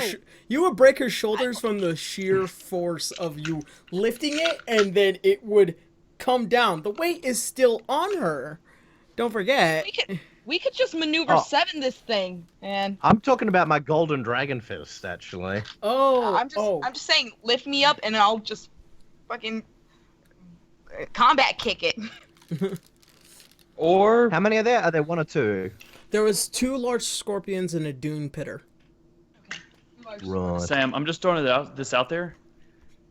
Braun dangles Joseph from a grappling hook like a piece of bait on a string, and just gives him free reign to fucking murder everything. Oh, dude, spin me around while I'm dragon fisting. Yes. Spin him right round, baby, right round. Right round like a record. Like a record on a player. When you go down, down, go down. Oh, I'm forming a plan here. Okay, so Braun will throw down a grappling hook. Alana will attach it to my back, to my Dude, shirt. I already said that's where we're ending game tonight. I know, I'm just planning it for next week. I know. I will then throw Alana out of the pit with my mighty giant strength. We And are then- gonna get this thing right. I mean, it's just us two against these things. We can do it. But you have help on the outside. I know. Yeah. I'm going to make a new move called the Golden Dragon Tornado, in which I'm spun around on the grappling hook, laser beaming everything. Yep, and Braun Calm uses down, him Goku. basically as the most deadly flail imaginable. Alright, so new player, new friends, yeah. Yeah. I finally have a daughter. Yeah, I'm not your daughter. I have a dad. He just wants You to have be 2 your now. daddy. He wants to be your daddy. Just let him. I'm your stepdad, though. You have 2 now, Mina. 2 of them. I was kind of hoping that it wouldn't. You can be my adoptive friend father, but you're not my stepdad. So, I mean, when we finally reunite with your mum, then I'll be your stepdad. the thing is, I don't know if you guys know, but this was actually a character race that I've been wanting to try and implement into this game for quite some time. She is known as Aasimar. Aasimar, yeah. And they are known as, they're kind of the opposite of what a tiefling is. they come from celestial-based lineage, and I think when the time comes, Manda will reveal her true heritage as she grows to trust the group. As at least that's the way I see it. Mina, I just realized the worst thing. What do you mean, why don't I trust you? It's not a good time right now. And not many people still believe in celestial beings right now, or that they exist. Yeah. I believe in my daughter. That's what I believe in. Thanks, Father. Dad. Yes. Oh my God, you made his day now. Oh, you wore me down, asshole. He does that with everyone. Don't be offended. Baka! Oh my god. Oh my God. Mina, almost all the respect I have for you is gone. I don't speak Mina. Moon. What is that? Let me baka? adopt you IRL. Let me adopt you IRL. You're now my daughter, actually. God damn. Sarah, you can have her because I'm no longer taking care of her anymore. I renounce for that. You know what? Good. I'll take her. I will take her. Michan. She can live Michan, like... Hakun. It's just not gonna happen, Michan. You ruined it. You're my brother. How did I ruin it? You're my bro. You went full weeb. It was you heartless bastard! It was I an just googled ironic, that. It I was take an ironic offense. joke. But you didn't deliver it in an ironic way. Haven't you learned anything from 5 years of abridging? I'm so disappointed in you. I'm so sorry. Calm down, Shinji. This hurts me more than it hurts you. No, it God doesn't. damn. Because I'm gonna stab you in the chest, you asshole. Oh God. Fuck. Oh, that got real. She went full sin! She went full sin! Oh my God, I'm not Hey! because it's fucking funny. I like that logic. I like that logic the Because most. it's fucking funny, yeah. Dude, we've been through some shit together. Why? Are you kidding? You're the one Bruh. who said you're disowning me as your sister. I was doing that to teach you a lesson. Not so you would stab me. It's so you grow as an individual. I am a grown individual, but you weren't even so you there grow further as anyway. an individual. Already grown. All right, you guys. So yeah, like it finally feels good to have a sixth player. Like I can't wait to see what Mina comes up with. Honestly. Hey. So yeah. Oh man, there was so much stuff. There was so much stuff that we couldn't do tonight because of the time we ran out of. But like, it's amazing. Like, we didn't miss too much the last time. But yeah, it's later than this though. Yeah, yeah. Like the way I like to leave. I liked that I left it off the way I did. Like, it, probably a little bit better for everybody, especially me. Mm. Yeah, we also need to know how much we get the XP for today, because I might be making level 8 before everyone else. Considering the fact that you were the only one that fought Verliu, you'll get XP. Yeah. I hit level 8 yesterday, or last game. No, you hit 7, because you came in at 6.